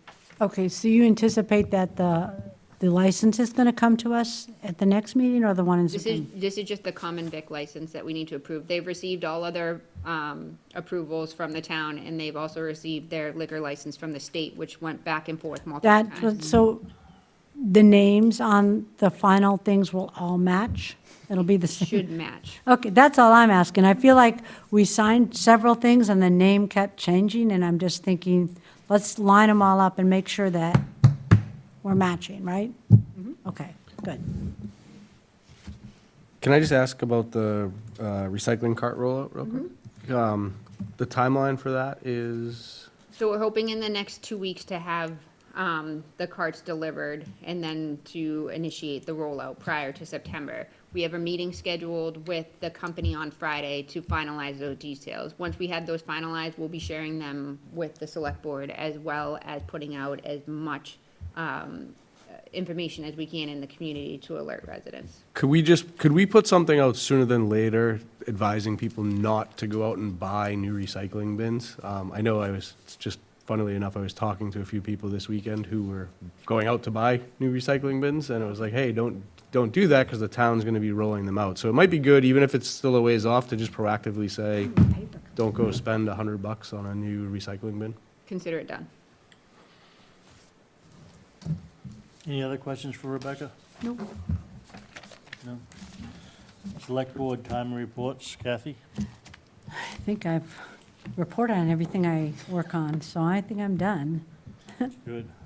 Becky? I have a question. So I think it was a couple weeks ago, there was a bad accident at Salem, Washington intersection, which is a troubling intersection. I try to avoid it at all costs. But with like the Sewell Street project, just because I was trying to research it myself, but was there anything as far as concerns with that intersection and the number of residents that will be on Salem Street going through that intersection, or?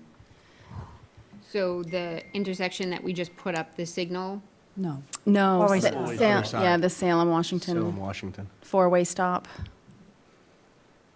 I know that as part of the 40B process, the developer was responsible for putting together a traffic study, in which case it said that it did not warrant the signal that we did put up, and it Right. did not warrant any additional traffic changes. Okay. That being said, as we all knew and prepared, we assumed that there was going to be an influx of traffic, and therefore the signal would be appropriate. And I'm Right. not sure if we took a closer look at that intersection over on Washington Yeah. Street as well. So we can definitely take a closer look at that. I can work with the highway superintendent. We can see whether or not we can put together a plan if it makes sense, and see if there's grant monies available. I'm not sure if it would warrant a signal at that particular Right. intersection as well. It does need to meet certain thresholds in order to warrant one, which is why the original signal was not put in at Salem Street and School Street, because Mass DOT determined that there was not enough traffic, that it would Right. call for such.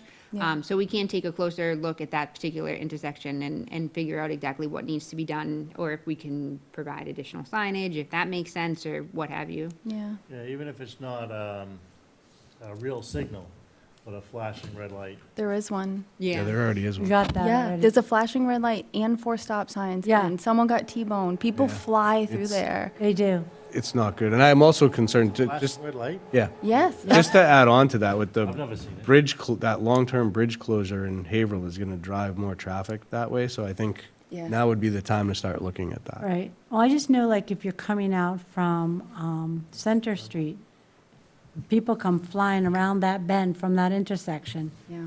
I mean, you've got to be very careful. In all fairness, the more the traffic picks up, the more people are actually gonna be apt to stop and not think they can just blow through it. You think? Yeah, it's You're just like when you drive downtown. We'll see about that. Don't go very I'm with fast. you, Mike. I I've said appreciate your yeah, optimism, Jason. Jason? It just seems to comment be on a that. thing right now, rolling through stop signs. It seems to be a thing. I thought that with the rail trail, that there was supposed to be a pedestrian signal at Center and 97 at School Street.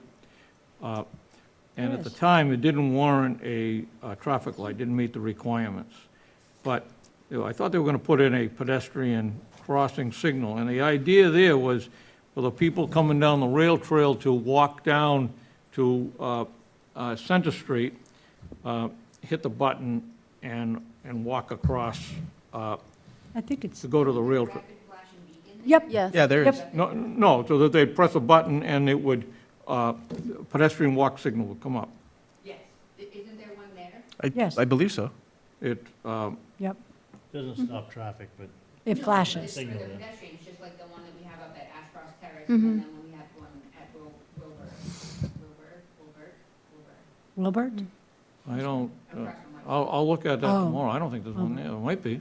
I missed it. Because I know as part of the location, we had tried to identify the best area, because the trail crosses at one area, but then Right. the intersection aligns with Center Street. So trying to figure out exactly where that would be located, I thought we had determined where the beacon would go based upon that intersection alignment. Yep. But I can double check that as well.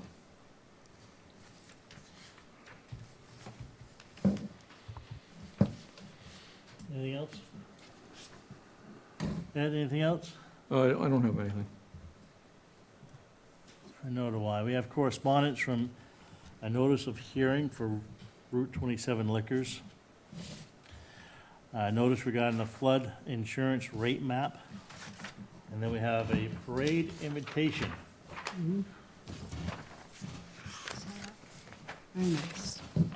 This is not the parade invitation. No. No, It's that's in your not a parade packet. invitation. That's a But you should historical talk about society. that Yeah. while you have it. I'll be next. Okay. Why don't you talk about the parade invitation? So that's the letter that should be in the back of your packet from Annie, inviting the board to participate Oh, really? in the parade. Yes. I had that, yeah. I know at one of our last meetings, we had talked about inviting all past Yes. select board meeting, I can select get a board members. list. Are we gonna proceed with that? I'd like, it should come from us. I think we should, yeah. Yeah. We could get a list. John Gray, he was a selectman. Oh, really? Yep, Yeah. I believe so. Oh, I think come that on would be board. great. Was he? Peter might. Was John Gray a member of the select board? Yes, That's what I thought, yep. many moons ago. Many moons, I know. Yeah, I just think we should get that out soon, because Okay. it's coming up. Work on coming up with the list. look through the old town books. Go through the archives. Go back. Did you have the invitation for the party, for the parade? The after party? No. After party? Can you make a nice invitation for us to send out, though? Because you're good at that. Words. Yeah. I'll get the name list. Okay. I'll list. So did you have the invitation up there for the parade? For us? Yeah. From Annie? Annie, Yeah. Yeah, I saw that. That was nice. tell everybody what it is. Okay. Is there like a bad word in here I'm about to read? No, Are you being set I up? don't know if I'm being punked. Honorable Select Board, I am pleased to extend an invitation to you to participate in the special celebration commemorating Groveland's 175th anniversary. We are hosting a townwide parade on Saturday, September 6, 2025, and would be honored to include your presence in the event. Whether through a vehicle, a float, walking group, or other form of representation, your participation would be a meaningful addition to this historic occasion and appreciated by the entire community. Please let me know by August 15th. Oh, is that why you wanted me to read it? If you are able to attend, once confirmed, I will provide further details regarding lineup, staging, and day of logistics. perfect. Yes. And then we also have the Groveland Historical Society, Washington Hall. Look what we've dug up. I like Limited it. edition. Old cemetery. So they're gonna be repairing the Groveland 19th century cemetery records. Photos and inscriptions. You can purchase your copy on sale now for $20. Either from the Groveland Town Clerk's Office, Groveland Langley Adams Library, and there's a telephone number here that you can call, which I believe this is posted on our bulletin. Yep. And with that, I'll take a motion to adjourn. Motion to adjourn at 9:25. Second that. Motion is second, all in favor? Unanimous. Thank you.